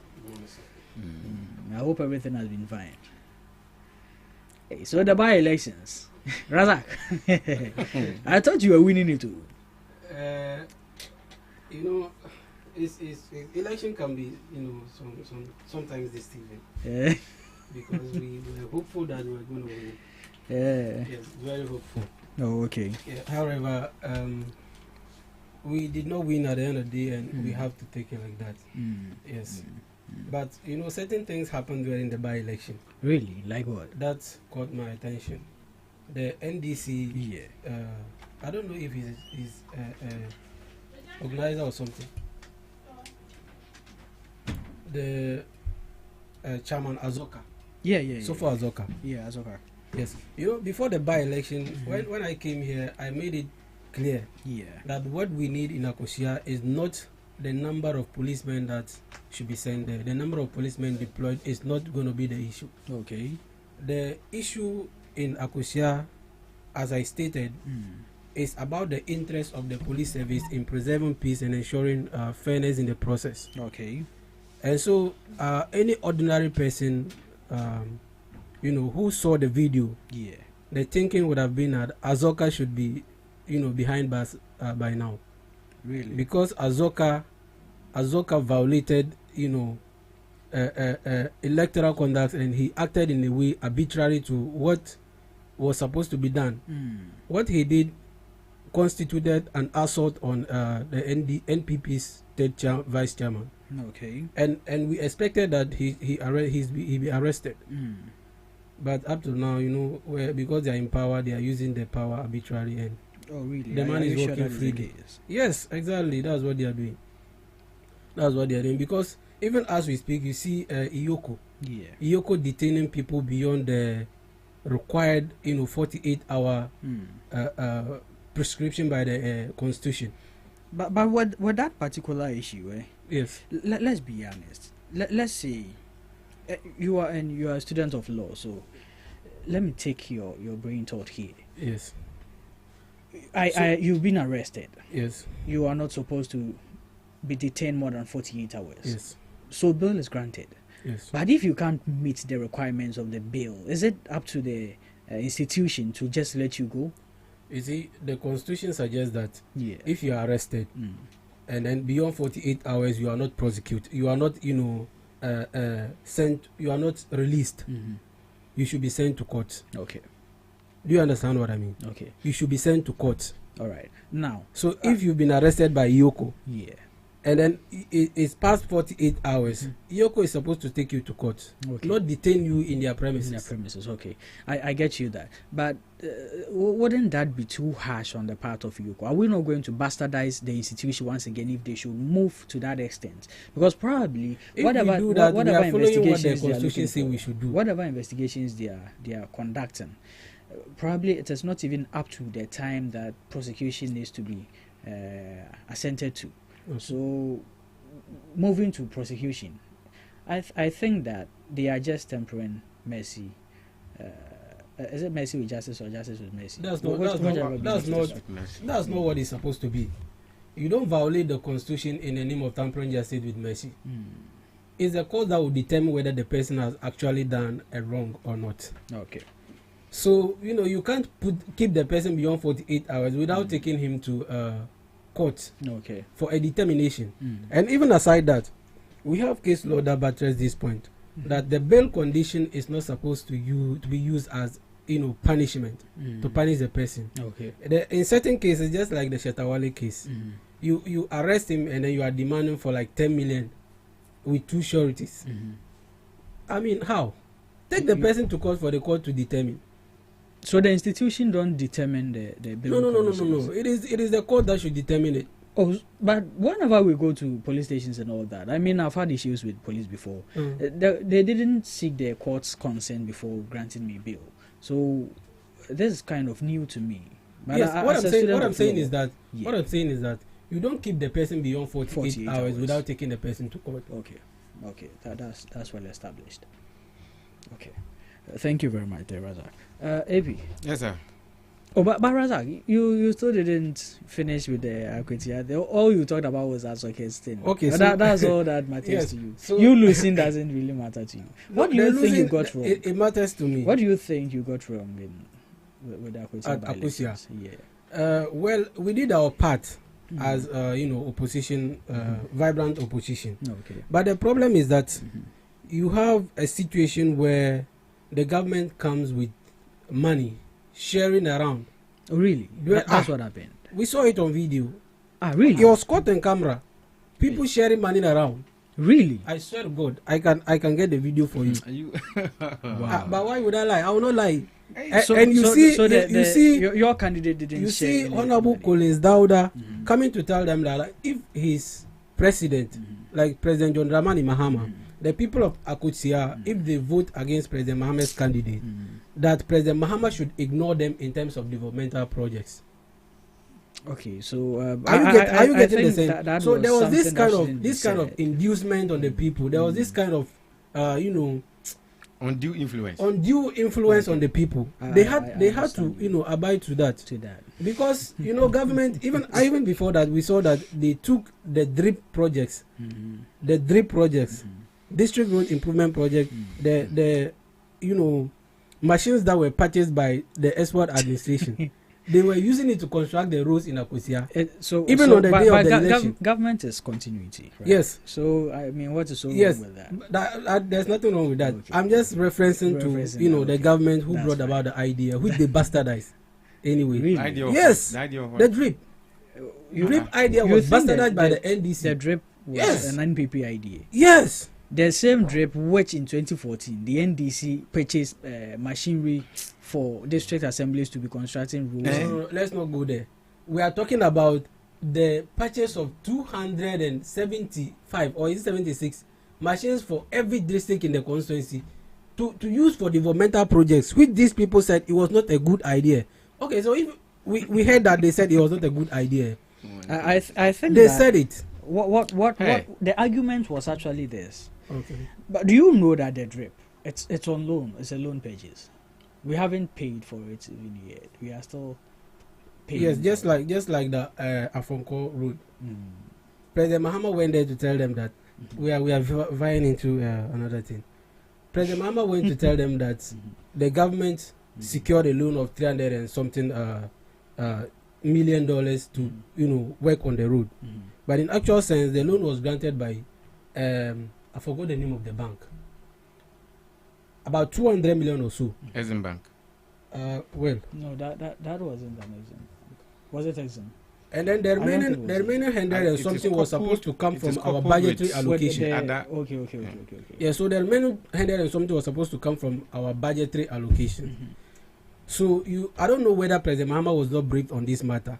You went to tell them that the government secured this loan and you don't know where the money has gone to, yet the project hasn't been completed. So you see. But is it wrong to say? It is wrong to say that because you are misleading the public. Okay. All right, that's fair.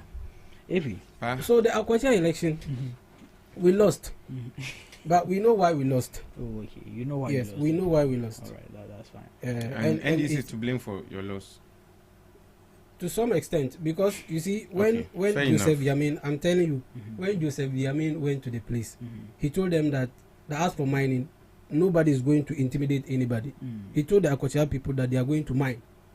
And that there's no declaration of state of emergency anywhere because they want to win election. This is something they used during the 2024 election, and it worked for them. They are still using it. Meanwhile, they promised us a lot of things: declaration of state of emergency, revocation of the LI, ensuring that our lands are preserved and our water bodies are preserved. All of this was promised. Okay. Today they came into office and they are doing the opposite of what they said they were going to do. All right. That's fine. In fact, I don't even have to write anything. Omar, good morning. Good morning, sir. First of all, I want to say good morning to our cherished viewers on the media, stream, and then good morning to our listeners as such. Once again, I want to extend my words of condolence to you, your very self. Sure. May Allah grant you the strength and wisdom, financial strength. Let me emphasize that one. Sure. And wisdom to carry on with what Papa left, behind. Amen. I was looking for Starboy to have this debate with him. Yeah. In fact, Starboy was all over the internet, Facebook, other social media handle, making a whole lot of noise about MPP's preparation and how they'll be able to win the seat hands down. Anyway, I never had that opportunity to meet, but I know wherever he is now, he's listening to me. Starboy, come out of your hibernation. Come out. Let's talk about this matter. Because he said he had a dream. And in the dream, MPP had won that seat.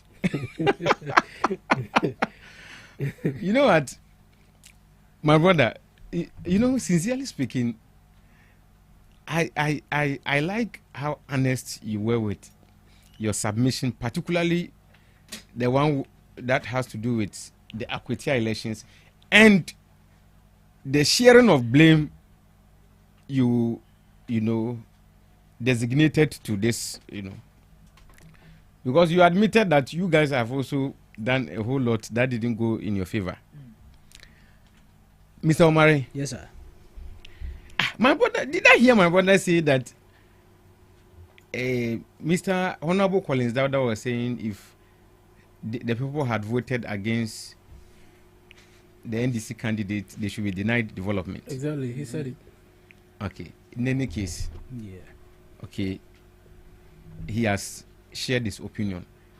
But you see, he is a contemporary of Nanado. Do you remember the people of Akunfi when they voted against the MPP candidate in 2020 elections? What happened then? Nanado made an emphatic statement.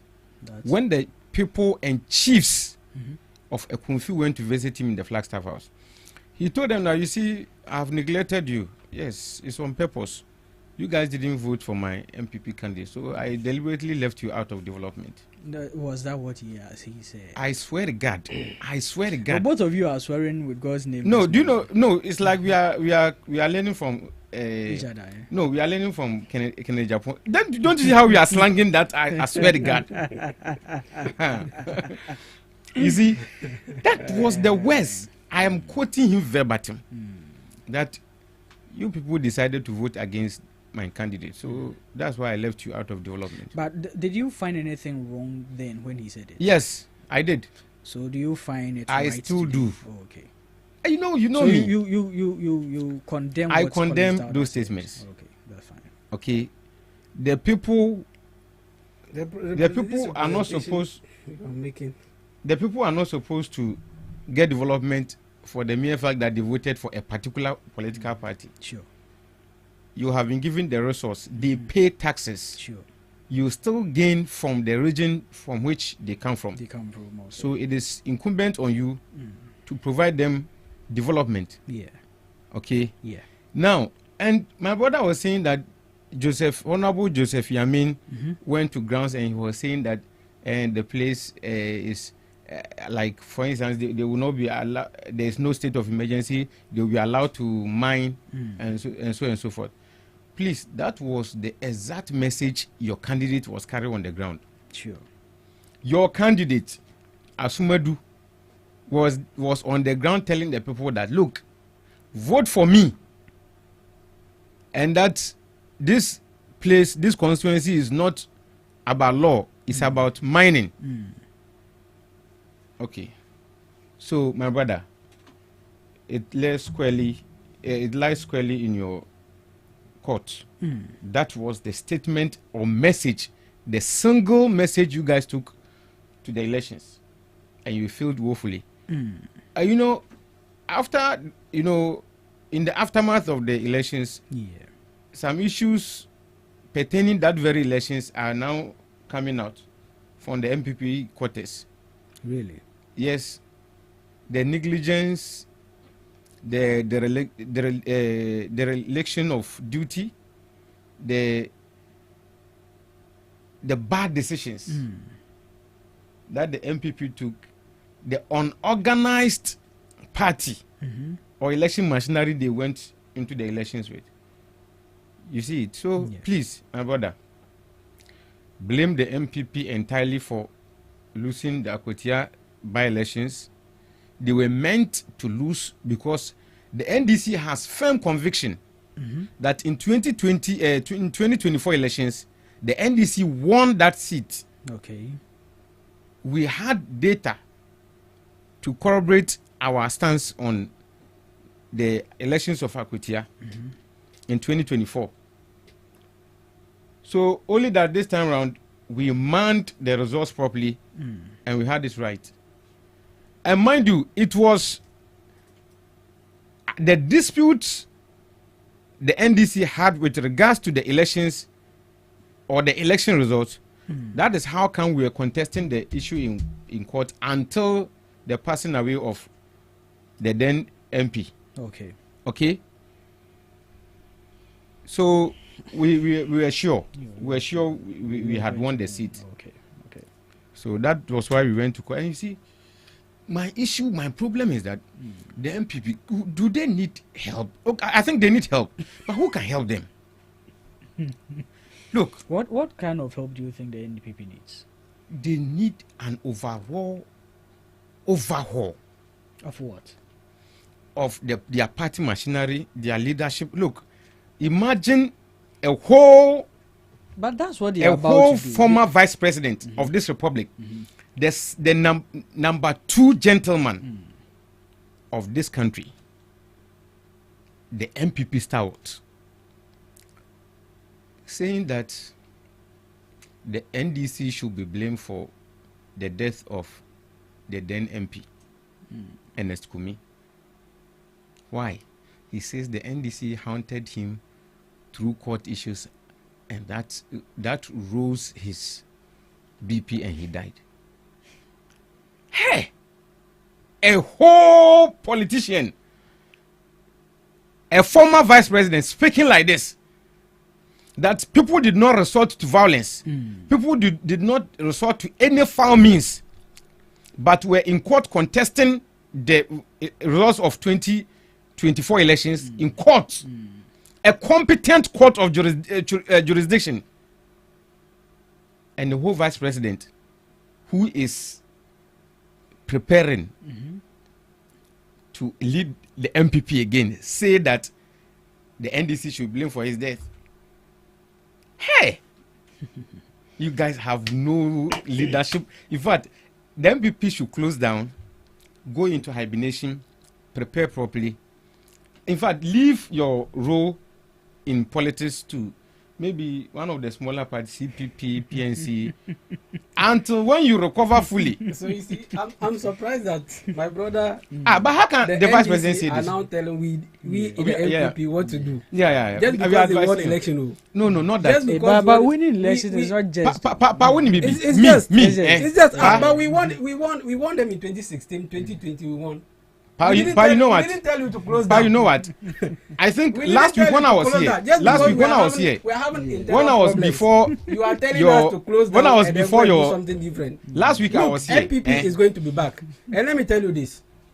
I know nobody's contesting that fact. You are referencing Dr. Mahmoud Bawumia for saying something that I particularly I believe what you said is not true.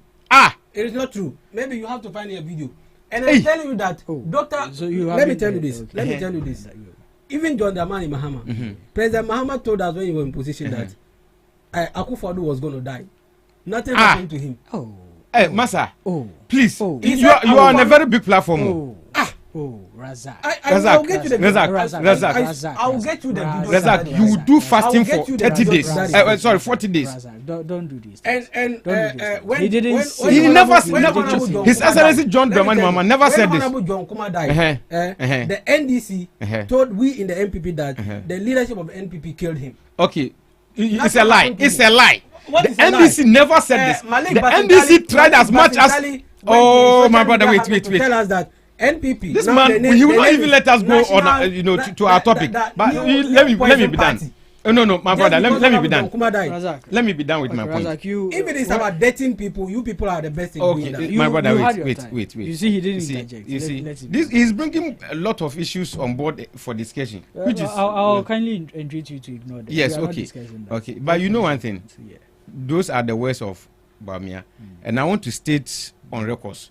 President John Dramani Mahama, whilst in opposition, never said that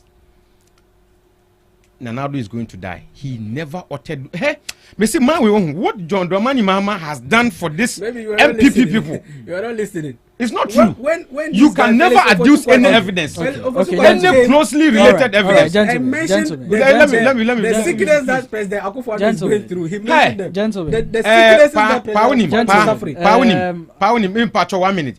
Me person mekai niamabi because it has to do with somebody's health. Even Nana Addo's health. Are you aware, or did you chance on a video when Nana Addo was in a position? He was at Legon doing a campaign, and some things started oozing out of his body. Did you chance on that video? You saw that video. You saw that video. It's a lie. Hey!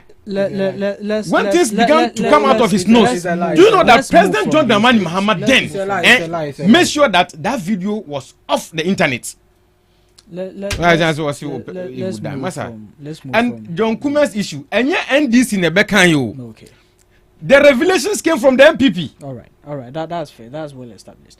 Let's get into today's issue because it's an issue that needs time for discussion. So, lawyer, I think for the past 3 months. Please let me correct this. No, we are not going back to that. He said he called me a lawyer, and I want to correct it, please. Okay. These days we see GTech all over, issuing warning to people not to use title that they don't own. Oh, okay. So you are not. Forget about GTech. You are just a student of law. Yes, I'm a student of law.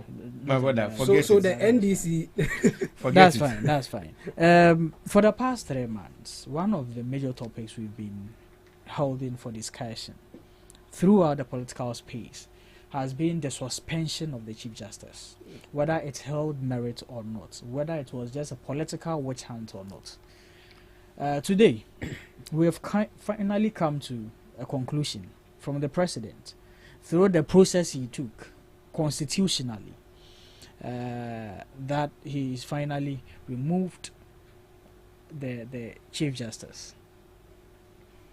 So many conversations, opinions, suggestions, whatsoever has come out of this particular exercise that was being taken.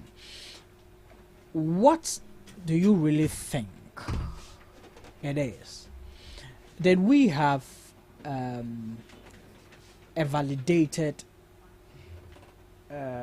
conclusion to this matter?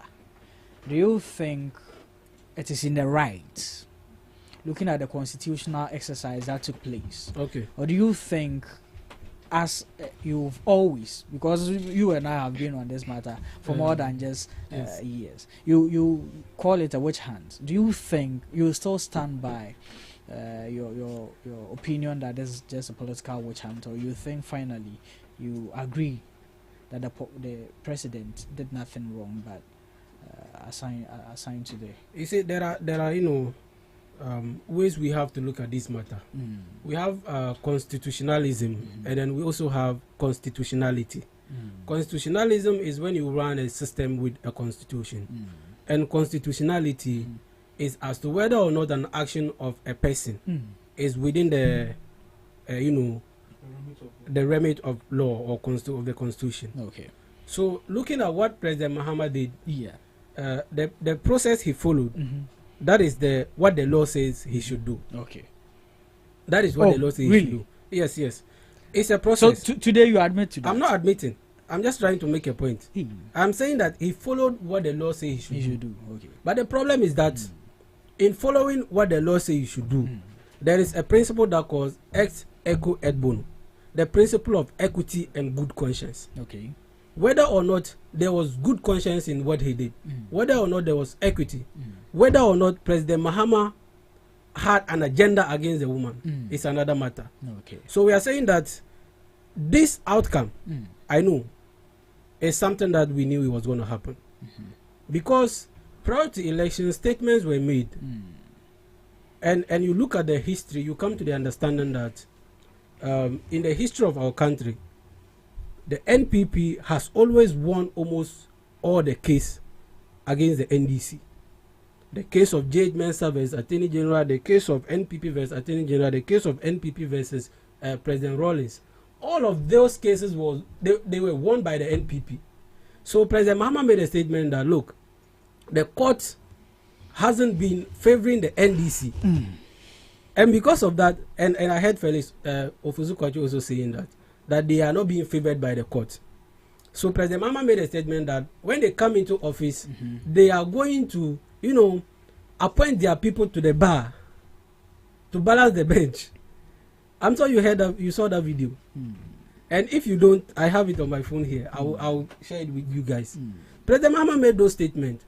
So if you make statement like this and coming into office, you are taking steps to actualize what you said you were going to do.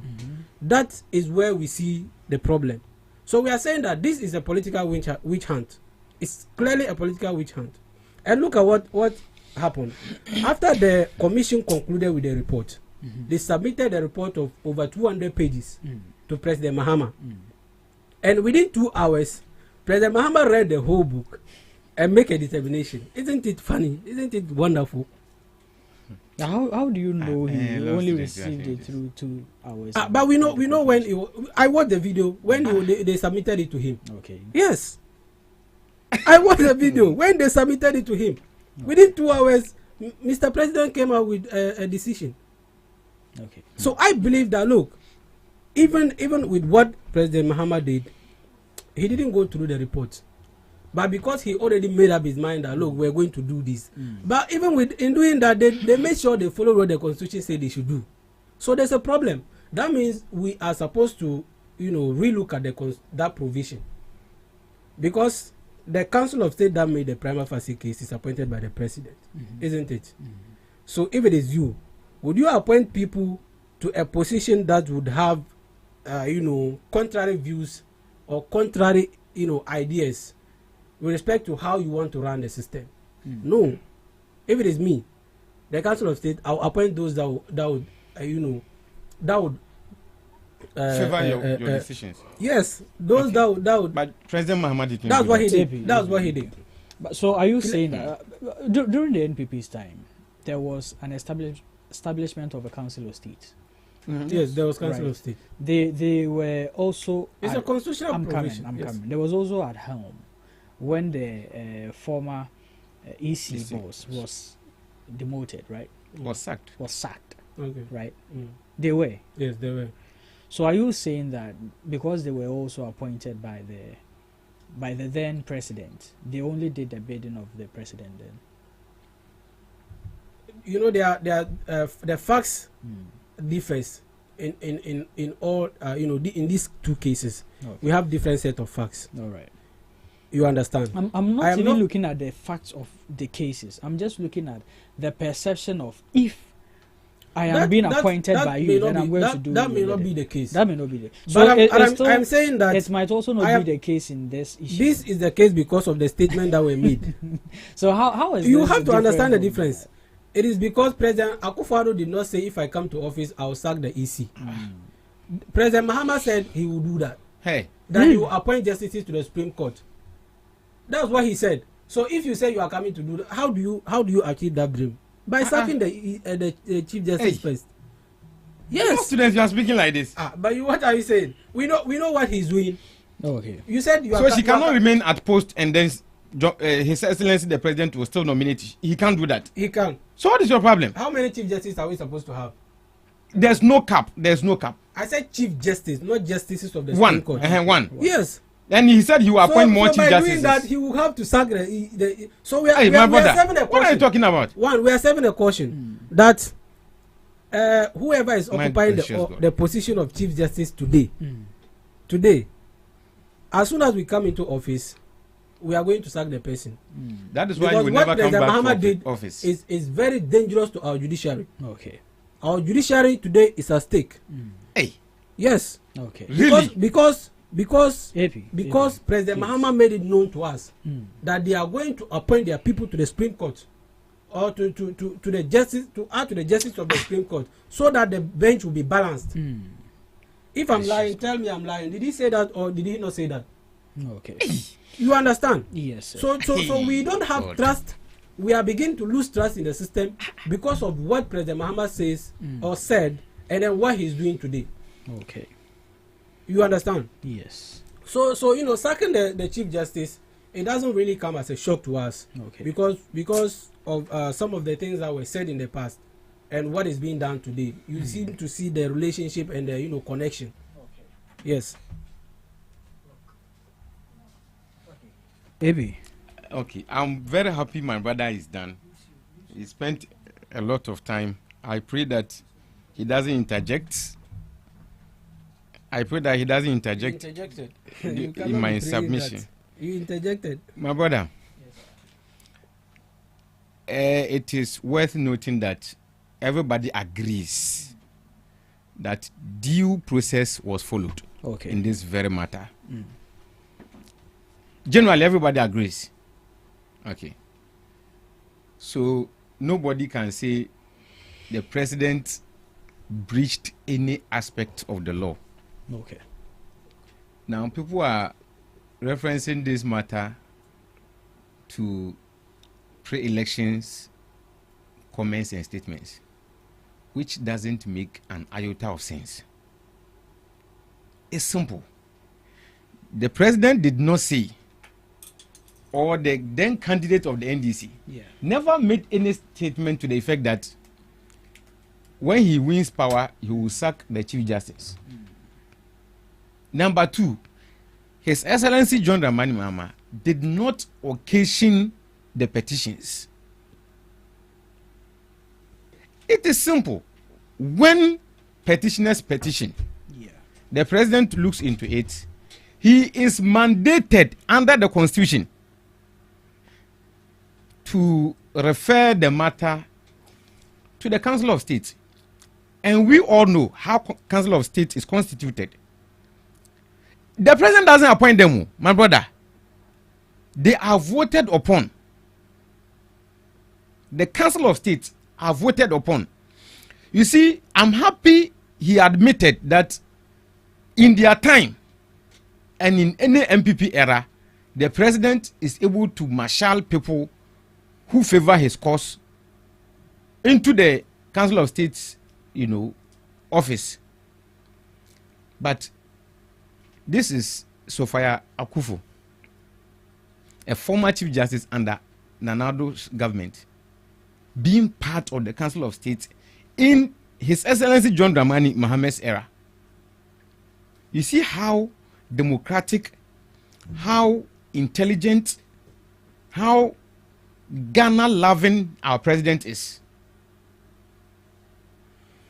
Put that aside. His Excellency John Dramani Mahama followed the process, referred the matter to the Council of State. They deliberated upon the matter, agreed that there's a prima facie, merit on the matter. So a committee must be formed. He did it according to the law. They did their investigations and finally recommended that the Chief Justice be made to go home. Now, there are a lot of comments that have come in the aftermath of this sack. The former Chief Justice, Sophia Akufo, says that, well, it is true that some misbehavior might have happened, but it doesn't merit a sack. She's an elderly person, she's a lawyer, so we have to be lenient with her. But honestly speaking, she has not lived up to my expectation as a former Chief Justice, as a former custodian of the law. How can you make this statement? Does it mean that somebody should escape the law because she is a Chief Justice, or the person is a Chief Justice? Then what is she telling the whole Ghanaian populace? That we can be punished for every little thing, but she should be left off the hook. You see, this very case should be a case study for all lawyers, for all judges. I've been saying this times with that number.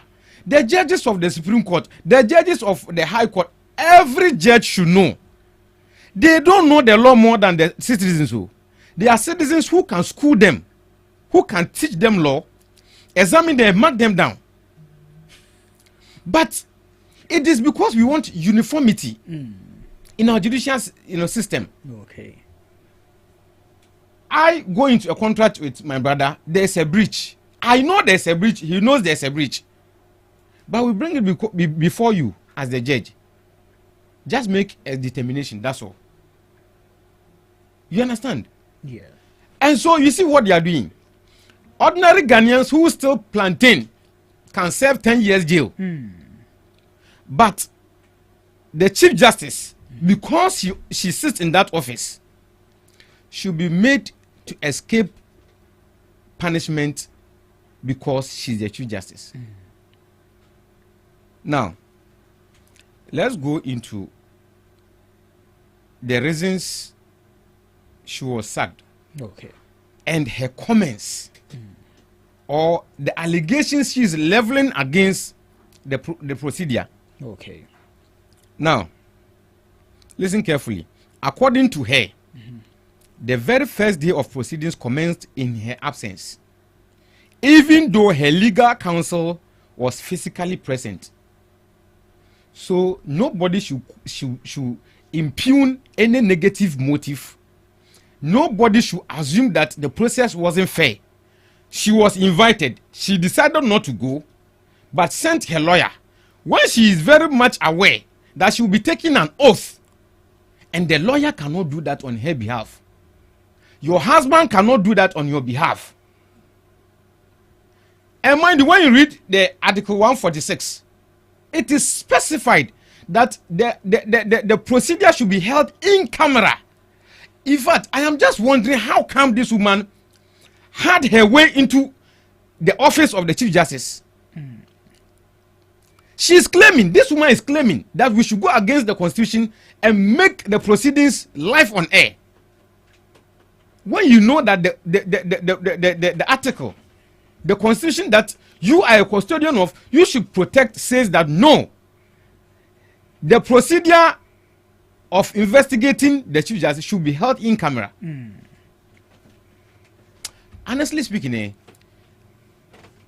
we need an overall overhaul of the constitution, because it appears as if some people want to always make or take advantage of some loopholes in the constitution. I mean, what kind of behavior is this? You are called for an investigation into a matter that concerns you. You send your lawyer. You don't disagree or refute the claim that you were invited. Yes, you were invited, but you decided not to go. You sent your lawyer to go and represent you. Let's go to the second point. Lack of clarity on allegations. She says that she doesn't have enough evidence, or she lacks, clear understanding of the petitions. Okay. Madam, it's simple. Financial malfeasance, and your misconduct in, reassigning without basis. Go and speak to it. This woman decided that she will not go. Now, then denial of cross-examination rights, that she was not allowed to cross-examine the petitioners. Listen carefully. She was not allowed to petition the petitioners. This woman is talking about allowing people for cross-examination. When a whole body, a powerful institution that was supposed to man our elections. My brother, are you aware that in Africa, election is a serious business? Election can wipe away a country on the surface of an African map.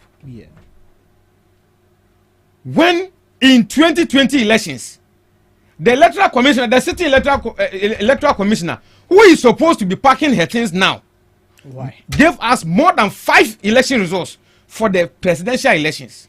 Why is she supposed to pack her things? My brother, if she had come to meet that Afarijan had pronounced 5 different election results on one election, would she have gotten that? How do you call it? That attraction for the yes, no. Would she have gotten that trust, the public trust, to be in that office? Okay. Would that office serve any purpose? Okay. This woman was able to pronounce more than 5 election results for a single presidential election. When she was called to account, she should be presented for cross-examination. This very Mrs. Sankrofo, what you know, Abufu Beshauma. Obia oversee a whole election, process. Mumfanamra near Tutunano, near whom are the current or declare side results now. Must there be this current chief justice that was said no, she will not allow that. She will not allow the EC to be cross-examined. Today she wants to cross-examine petitioners. Hey, when you or your mommy or your bar, I respect it, but on to us in Juni. I mean, is this not annoying? Sure. Or say no family member allowed during the hearing. Intika yema na busu ya penyi, yema na busu ya fombe tenase. Nyentutunano. So this woman was able to be our chief justice for how many years? 4 or 3 years. No family member is allowed. In any case, she doesn't know why the procedure is even held in camera.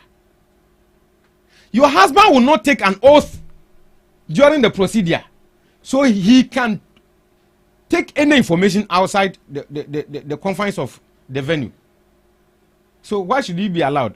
In any case, he escorted you there, but he will not be allowed in. Hey, Me say, sir, you see, I think that we don't want to belittle the woman's intelligence or underrate her while she was in office. I think it is best everybody keeps quiet over this matter because the woman is annoying. Her conduct was annoying during the procedures, and the MPP should be ashamed of nominating this person into the high office of the Chief Justice, and the subsequent endorsement she had from Parliament to hold that position. It's embarrassing. All right. My brother, you know what? I want to correct an impression. You come in. My brother, you know what? We'll have enough time for rebuttals and all these corrections. Okay. If you speak and you don't speak to facts, I will rebut. My brother, you know one thing? It is true that the office of the Chief Justice should be safeguarded. Okay.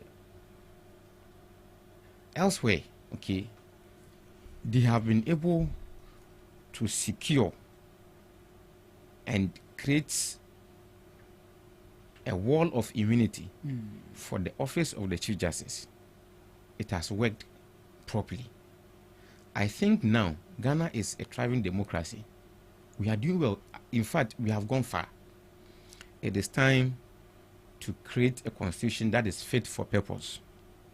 A constitution that will ensure the absolute immunity of the office of the Chief Justice, uphold the absolute supremacy of the office of the Speaker of Parliament. Okay. It is high time that we create a constitution that will ensure an absolute independence for all the three arms. In fact, even the media. Okay. Because you see, the MPP as a political tradition, they have no regard for law. In fact, people should understand why they have or they are bereft of legal understanding in this country. They have. I told you when we were young, they were chanting and shouting all over MPP before they are educated. They don't know anything. They were being taught by the NDC big whips, and they were being marked down every time by the NDC big whips. They don't understand the law, because when the law was being created, they staged a walkout, which is almost a characteristic they have. They always, in fact, when they dissent, they will just walk out. So they don't have understanding of the law. You see what he was saying, that when anytime MPP also comes to power, and they will make sure that they will sack the Chief Justice. Trust me, they have that in their mind. But you see, the Chief Justice herself, how did she conduct herself in office? Okay.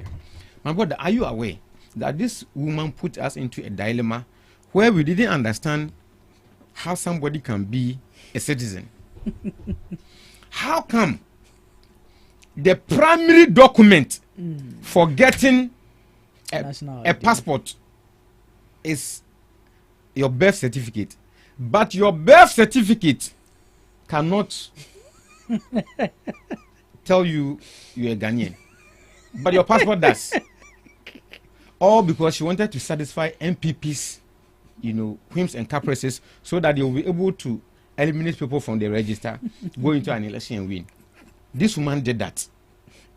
Now, brother, it is basic knowledge that because of the independence of these three arms of government, when Parliament is sitting on a matter, the executive cannot act upon that very matter until they are done. Let me remind you of the e-levy, the passage of the e-levy bill. When this matter was in Parliament being discussed, the MPP went ahead. The central government. Time to say, that's why today I brought only one topic, so that we can have that extension. Are you so exhausted? You see, when we were talking, I wasn't even asking you. You should be done. I'm not exhausted. Okay. So why you can't listen to truth? You know one thing. When we were passing the e-levy bill, when Parliament was sitting on this very matter in Parliament, Nanado issued a white paper to activate the e-levy. Then the NDC went to court. The NDC minority went to court and told the Supreme Court, please let the executive halt their intention of starting the bill because he's in parliament. This woman didn't mind the NDC.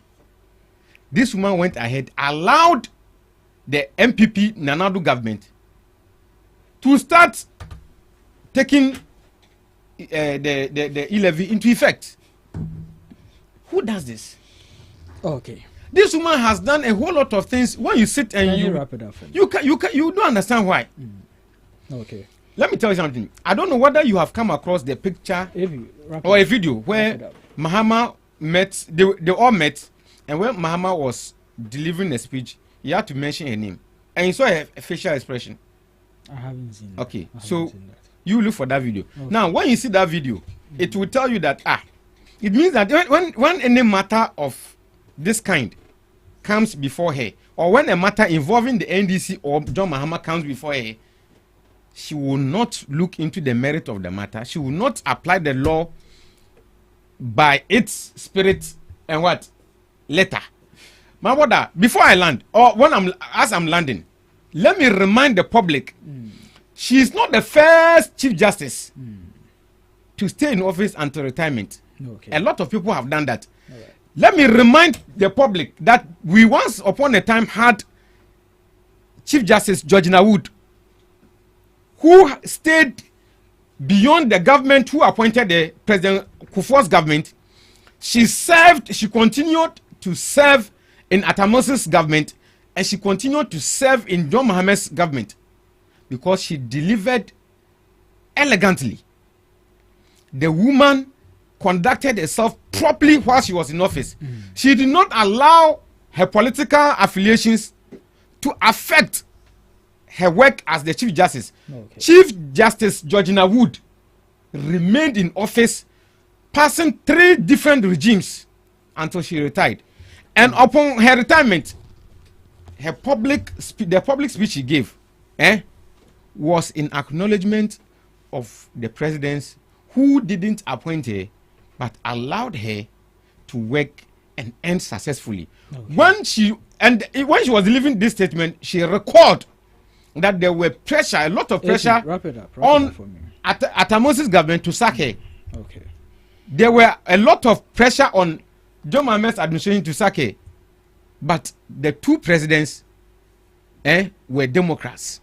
Okay. They made sure that the office of the Chief Justice was secured. So if this woman is going home, she's going home because she misconducted herself. All right.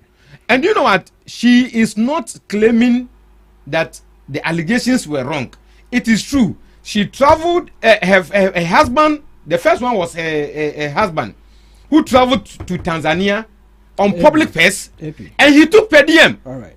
On public purse. The second one was her daughter, who traveled to America on public purse and took per diem, which is not a constitutional, thing she should uphold. All right. You understand? That is thievery. Thank you very much. If people can be your jailed mic for is off. stealing Your mic plantain, is off. you think you should be left off the hook because you are the Chief Justice? What kind of country? I hope you are doing well. Yeah. Okay. Thank you. So, I mean, thank you so much for this opportunity. Sure. We are here once again, and I'm grateful to see everybody, and condolences to you and your family. Sure. Thank you. For the passing of your beloved dad. Yeah. I mean, whatever arrangement that there will be, can you let us know so that at least we can come around and and sympathize with you. Thank you. Thank you. So the Chief Justice has finally been removed. Do you think it is in the merits of the Constitution, or you think this wasn't a case, as people has been putting out, that this shouldn't be a case that has the weight to take off for Chief Justice? I mean, thank you. I mean, procedurally, I mean, it is right. I mean, there was no part of the Constitution that the president, in exercising his right, I mean, he has it constitutionally, he has it to to throw out the Chief Justice. I mean, there was. Oh no! Please correct him. Constitutionally. No, correct him. No. Let me correct this impression before you go. You see, after Pacho, 1 second. What do you want to correct? What do you want to correct? My brother, are you aware that per the Constitution? Yeah. After the committee is done with their work, when they present it to the president, say, Kim, the go-to president in whether the president likes it or not, he is bound to implement the recommendations. That's what. It's constitutional. It's not constitutional right. It's a constitutional. It's mandatory. You can say right. It means okay. No problem. So you are saying the choice of language or whatever, the choice of. Yes, my brother. Right. Okay, so you are dictating to me what to say. No, I am telling you that the law says that whether the president likes it or not, he is mandated under the Constitution to implement the recommendations of the committee. So his actions are not the actions that he performed, right? Of sacking throwing away the Chief Justice. Yes. It doesn't fall under the remit of the law. It's unconstitutional. No, it is not his right. Listen carefully. It is not his right. Okay. It is mandatory upon him. I'm coming. These two words. Then I'm coming. Right and mandate. A right. You can use them interchangeably. I'm coming. Can they be used interchangeably? The lawyer is here. I'm coming. Can they be used interchangeably? No. You say right it's his mandate. Right. I'm coming. You say it's his mandate. They can be used. My mandate. No. I'm coming. Gentlemen. My mandate is still my right. But my right. No. AP, please. I'm a student of literature. I'm telling you, my mandate is still my right. But my right is not my mandate. My brother, listen. AP. Listen. My mandate. Still, I am right. It falls under my right. It's my mandate. No, but my it's right, not true. It's not true. It's not true. Sir, when I walk out, say, the mandate. Mandatory. That means a mandatory. Whether he likes it or not, he needs to perform. Yes, that is a right. It is a right. He has performed the right. No. I am a right. He can choose not to act. That is not a mandate. So your mandate is your right, but your right is not mandatory upon him to act. What I'm saying is that Dennis didn't say he didn't. Or say it's right. No, or say it's right. It is not wrong to use it. No. It is not wrong. So what he did is not right. So what he did is wrong, right? Dennis, move on. Dennis, move on. You are not wrong. Let me make a submission into this. Dennis, your time. Are you allowed?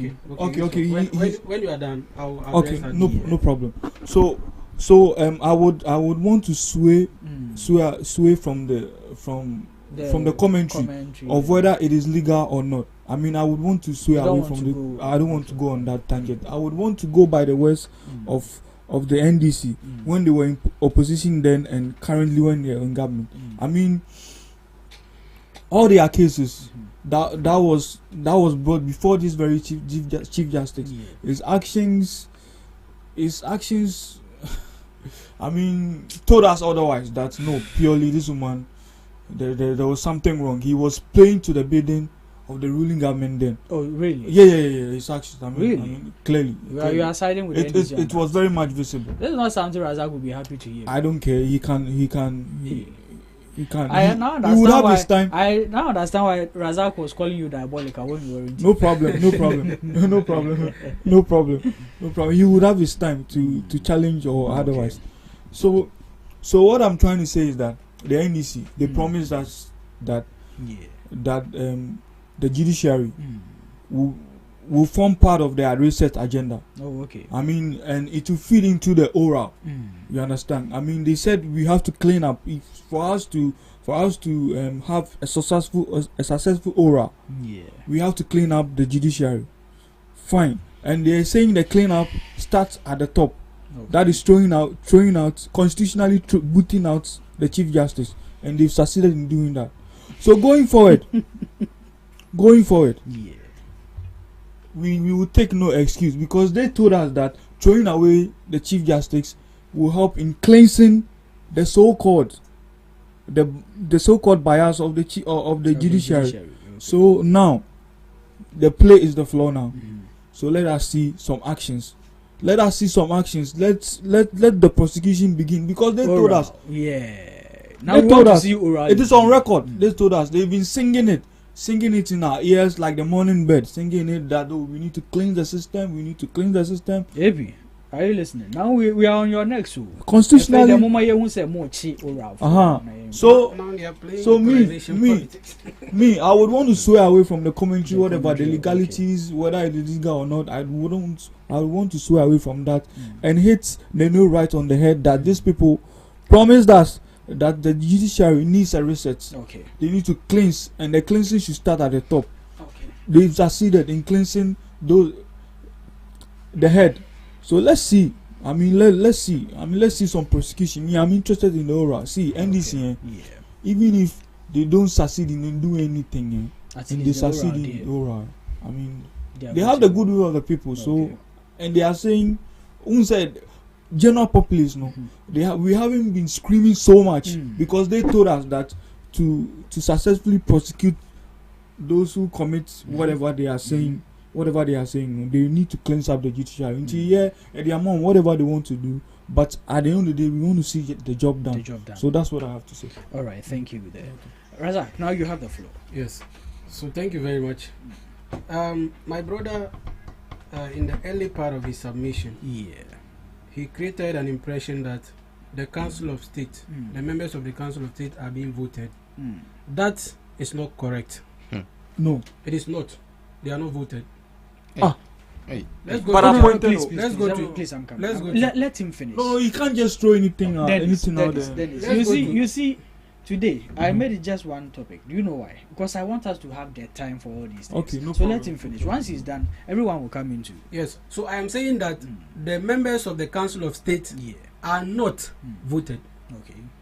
Let's go to chapter 9. He said if I don't speak with facts, he will rebut. So I'm speaking with facts. This is the Constitution. The Council of State shall consist of the following persons appointed by the President in consultation with Parliament, one person who has previously held the office of Chief Justice. Appointed by what? The President. The President. So establish that the Council of State, members of the Council of State are not being voted. So what he said there was incorrect. But this is genius. Is that all? Okay. How you proving it? This guy, the reading we have here, we are diabolic. MPP. No, they are not voted. But AP, in what context did you say that? Do you know that he's lying? Let me tell you this. Listen to the procedure. The Council of State in Ghana is composed of one former Chief Justice, one former Chief of Defence Staff, one former Inspector General of the Ghana Police Service, the President of the National House of Chiefs, one elected representative from each of the Ghana's 16 regions, selected by an electoral college of the district assemblies, and 11 other members appointed by the president. The composition is a mix of appointed and elected members. Okay. Hey, my brother. It's a mixture of appointments and elections. Elected members does not mean they are elected into the office of the Council of State. So who are they elected to? Read what you said. You read again. I want to correct it. These people, they don't read. About where are they? So what I read here, we saw it. This is the Constitution. What's that? We're reading it now. I'm seeing it here. We are diabolic. But Dennis, you have something to say. We have election. They are intruding. No, they are being let him flow. Let him flow. He doesn't have anything to say again. My brother. I'm not done. Okay. So I am saying that the Council of State, they are not elected. They are elected. They are, but maybe you should off his mic because I have to make my point. I just read it to you that they are not elected. He also read something right now. Yes. Where is he reading from? Where are you reading from? I'm reading from the Constitution. I'm also reading from the Constitution. Which constitution are you using? We have two different constitutions in Ghana. Which constitution are you using? Okay, so please, I beg you, allow me make my submission. Okay, you make your submission. So I am saying that, and I just read it, that the Council of State are not elected; they are appointed by the President. Granted. So he made mention that the NPP, they are not, they were seen to be intelligent intellectuals, and he made a submission that seemed to, disagree with that statement. And I tell you with facts that as we speak, NPP remains the only law-abiding party in this country. Hey. Why did I say this? Whenever there's an issue in this country, NPP, we don't resort to violence. That is why in the case of Judge Mensah vs. Attorney General, we ran to court and we won the case. In the case of NPP versus President Rawlings, we went to court and we won the case. In the case of NPP versus Attorney General, we ran to court and we won the case. And I'm telling you on authority that NPP remains the best, and we have the best lawyers ever. Because of this history, these people cannot take it. Now they want to influence the judiciary by sacking the Chief Justice so that they will come and do their bidding in the judiciary sector. We are saying that, look, this country is a law is governed by laws. The Constitution was established for a reason. You cannot come and you want to politicize with our judiciary. The judiciary serves as a point where every Ghanaian feels that, look, if I go to this place, I'll get justice. Okay. So it will be inappropriate. It will be scary coming from, coming out of court believing that justice has not been done. Okay. That is very dangerous. And do you think that is the part we are towing? That is the part we are towing. Okay. Because you cannot make statements that you are coming to, reset the judiciary, and you made it look like you are coming to appoint your people to the judiciary. Okay. That is, and he also made a submission that the election petition the NDC brought to court, the election petition they sent to court, when you are going, that's why they throw it away. It was because the petition lacked merits. If you are coming to challenge election, listen to me, if you are coming to challenge election results, what do? You come with your results, your pensions and your facts to state that we have won the election based on this and this. But what they came to do? They came to court to allow the court to bring the EC for them to ask her questions. Which questions? That's not how it is done. Questions? But why you made mention that they didn't allow is that a cross examination or yes, it's not? That's it. You said they didn't allow her to come for cross examination. Meanwhile, you are supposed to come to court with your facts. State Master, your issue. It's not true.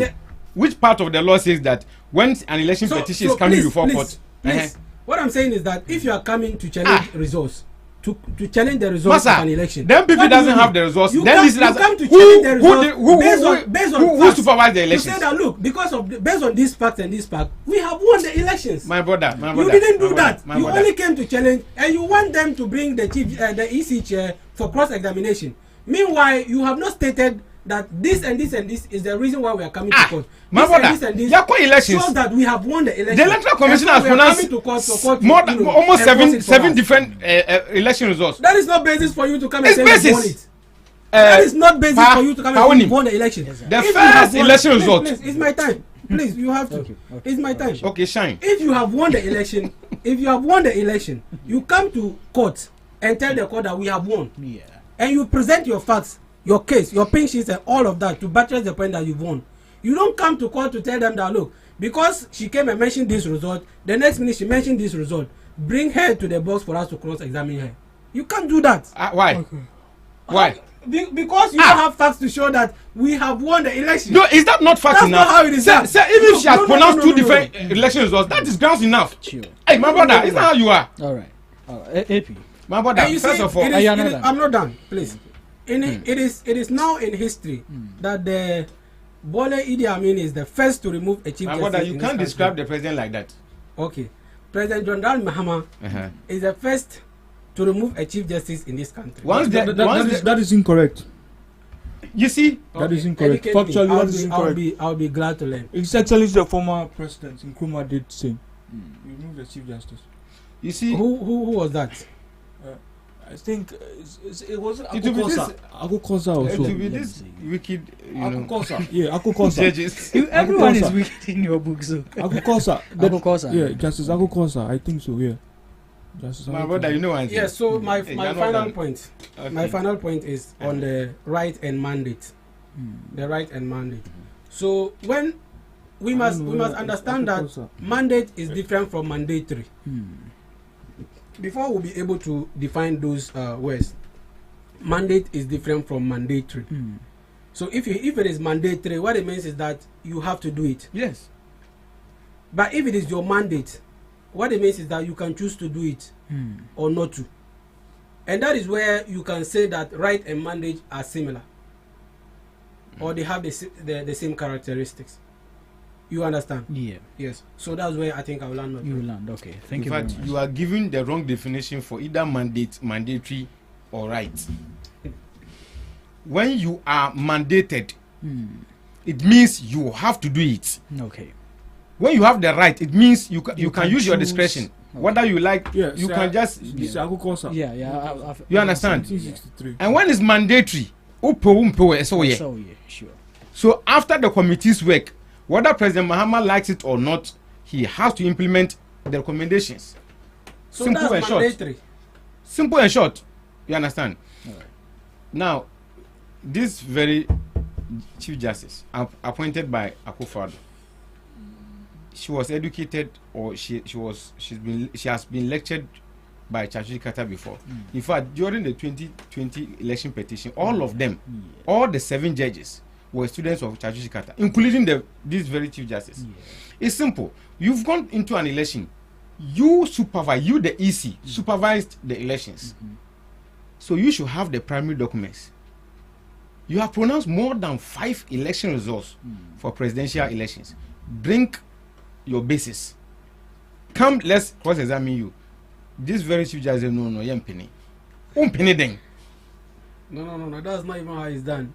How is it done? No, are you going to teach us law? You cannot come and tell us that because you mentioned 3 different results, you should come from more than, I said more than 5. Razak, let's be honest. If an EC has pronounced more than 5 election results for one election, and the stakeholder of the election is seeking for interpretation to that decision, by the reason why you think it's not a good ground. It's not. Do you know what?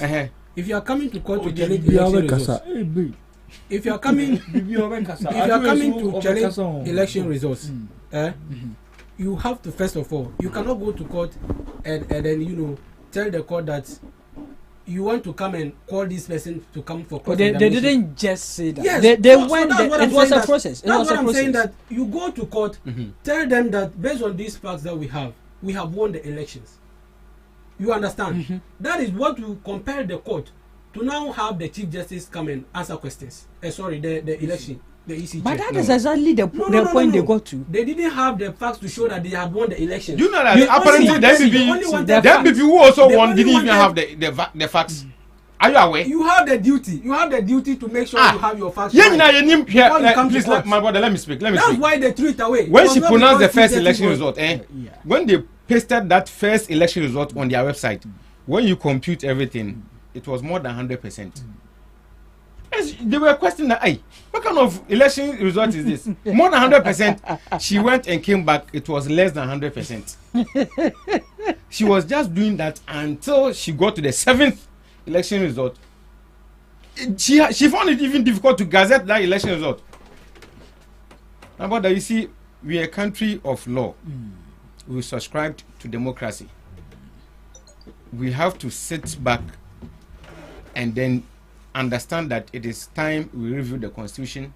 Make sure that, you see, when you assume, when the framers of the constitution assumed that every president Ghana has will be as good as President Rawlings, will be as good as President Mills, will be as good as the finest president, His Excellency John Dramani Mahama.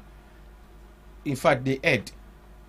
If they had known that somebody would come in the name of President Nana Addo, they would have changed their way of, or their approach to creating the law. We are not talking about Akufo-Addo. Please deal with the matter. Yes, but because did they envisage that somebody would come like President Akufo-Addo? No. They thought that all the presidents Ghana may have will be as good and democratic as these 3 gentlemen, especially the finest president, His Excellency John Dramani Mahama. Little did they know that they will be erring. You understand? Yeah. My brother, who shared the conduct of this Chief Justice? Trust me, say Okofie, no kwadwene. You see, the issue is that the woman was even saying that her current present worry is the losing of her entitlements. I was just about to ask that. Yes. I mean, you see, after the decision by the president was declared, now we've gotten so many revelations. And for now, since it hasn't been challenged by her office or anybody else, we are going to take it as it's true what it is. A process was in place.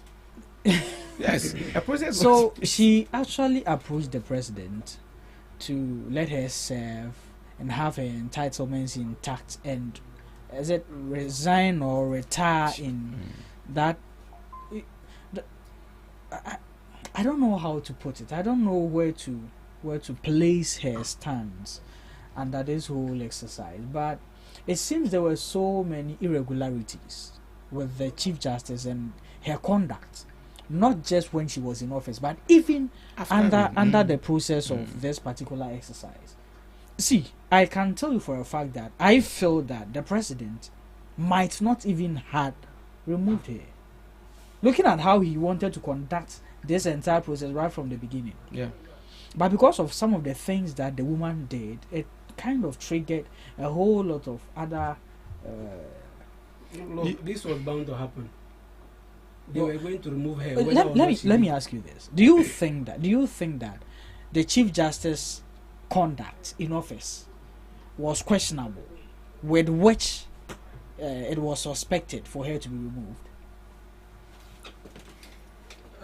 Whether or not the conduct was questionable, I think I stand that the Chief Justice, she's been a lawyer for over 28 or so. She it's as if she mentioned 30 years or so. Okay. Standing as a lawyer. So some of this you people referenced stuff that took place during her tenure, and you included the issue of Afenyo running to court to be able to secure what and all of that. But did we see that in the petitions that seeks to remove her? Was that the issue? You see, one thing about the petition, which I was, there were 3 petitions. Do you know that so far? They only deal with one petition. The president has only acted based on one. They dealt with only one. The other 2, he hasn't even. So you see, to be honest and sincere with you, sometimes these people, they should know His Excellency John Dramani, the finest president ever. They should know him well. Sometimes this money, he is able to put people's interest. Yes, he's able to secure their interest. So you think that maybe if he had gone through the other two, the case would have been worse. Okay. Maybe she might not even be respected in her own house. Okay, that's fine. I'm telling you here, Papa no. Me who do you Nyankopon fa so born no. He hey, let's not be raining praises on President Mahama. Yes, because this man supervised the revocation of a 30,000 Ghanaians appointment. You are sitting here to play such a person. When? You are asking me when? Look, I don't want to situation. Who put that figure? Yes. Who President gave that figure? Revoked over 30,000 Ghanaians. It's not true. It's not true. Appointment. I will show you my appointment here. So your government appointed 30,000 people. And I'm telling you that. No, I'm telling you that. From which office? From which office? Federal Government Agency, Ghana Water Company, GRA. What was the reasons for revoking these appointments? It's because not they were appointed by the national government. We shouldn't even talk about this matter. It's a lie. But why would they revoke your appointment? It's a lie. It's a lie. It's a lie. Okay, so did you? What are you saying? Master, stop. That I'm a liar. But give us evidence. It is not true that 30,000 people the appointment were revoked. I mean, how can you be saying this thing on air? People who were being paid by the accountant generals. Yes. Really? I'll give you. Hey, man, gracious I'll God. give you evidence here to buttress my point that. Don't go and give us MPP cooked figures. What are you saying? But you guys are good at it. He is a victim of it. So he is showing us his own they revoked my appointment. Letter. MPP. But in any case, I mean, AB. You know. Sincerely speaking. Oh, yeah. You've searched for the evidence. Oh yes. No.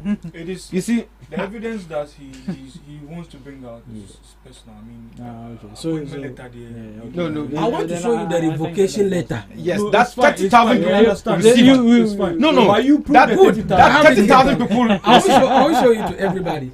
Okay. Read the heading, revocation.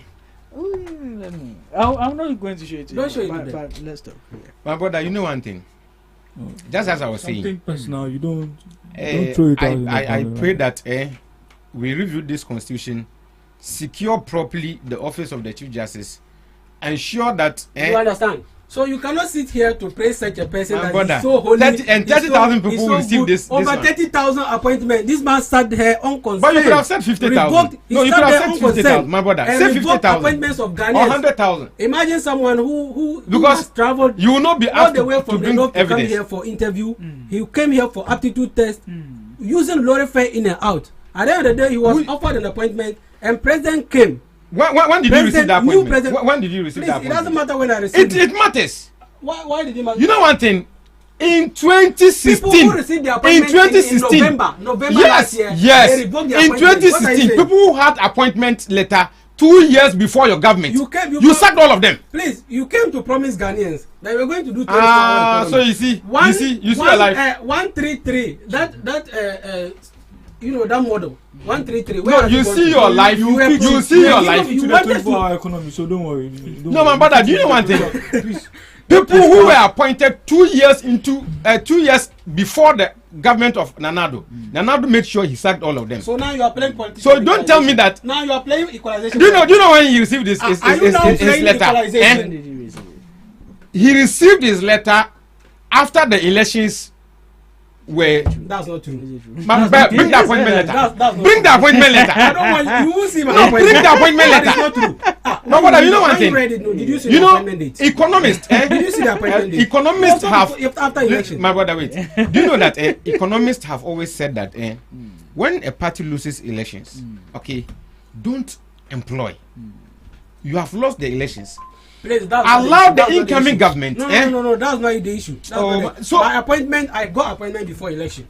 So you can't tell So me that. when? You can't, I'll 3 years, tell you the 3 years, date. But the important No, is that it's 3 years I had my before. appointment before election. Even if it's a day before election, it was Even before if it's a day election. before Yes, election. it is a day before. You understand? is Even calling if me. it's a day before election. Bad you So the truth of the matter is that The wife is calling. Hey, you people should stop worrying about that. Bad you too.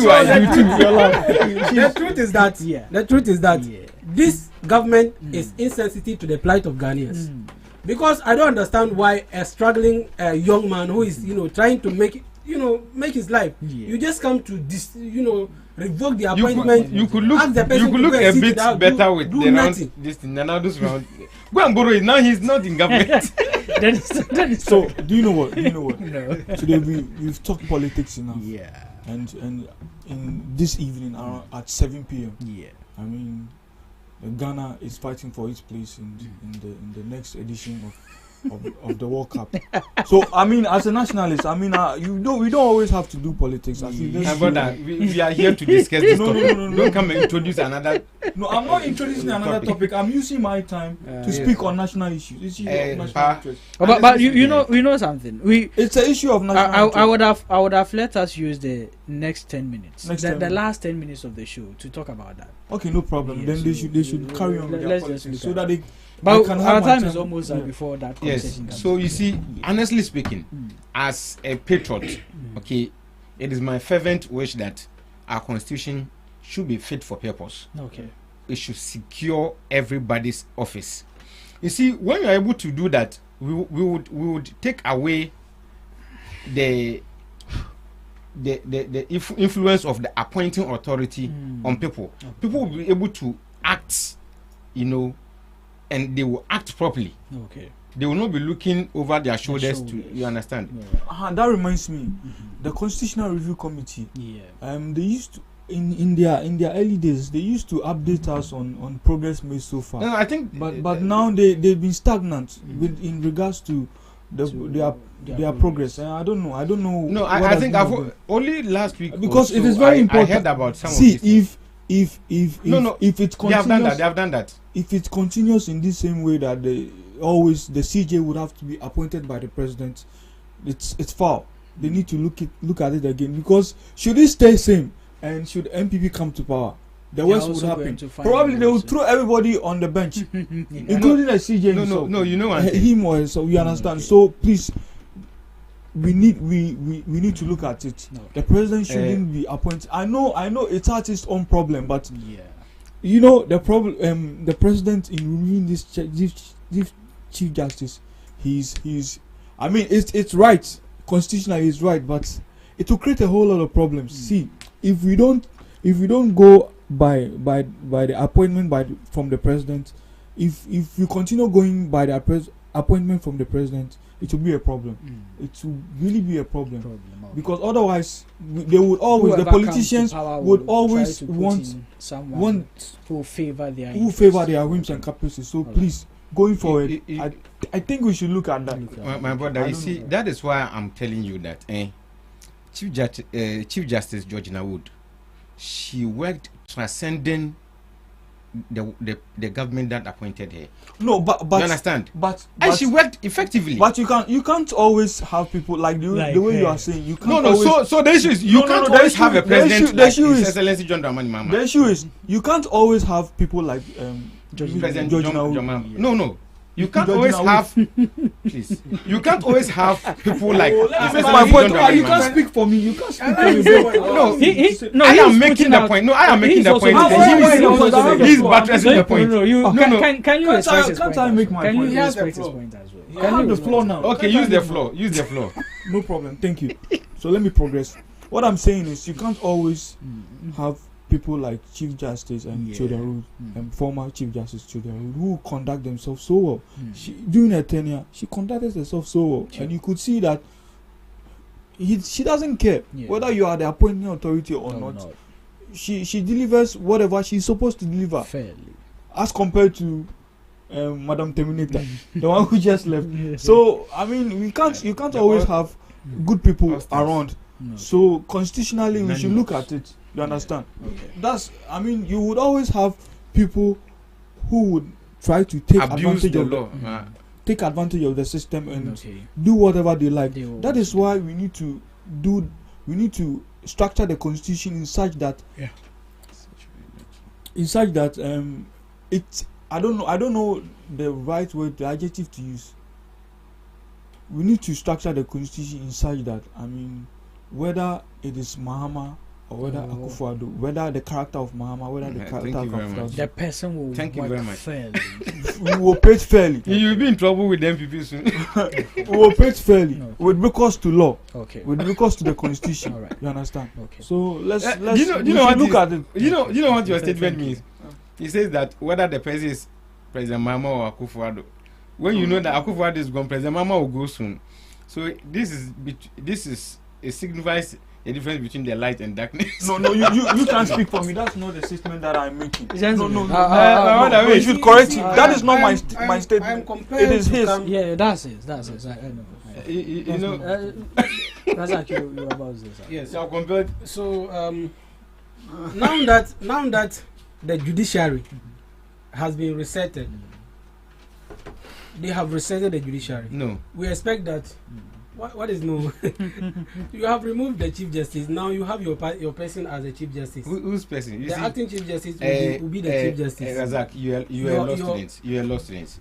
Don't do this. That's fine. So I am saying that now the judiciary has been resetted.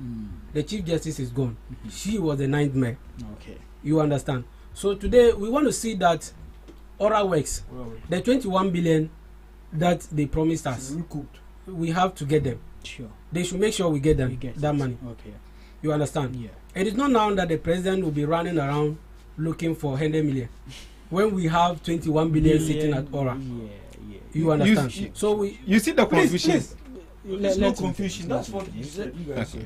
So we want to see that we have recouped all those monies for developmental projects. Good. And we don't want to see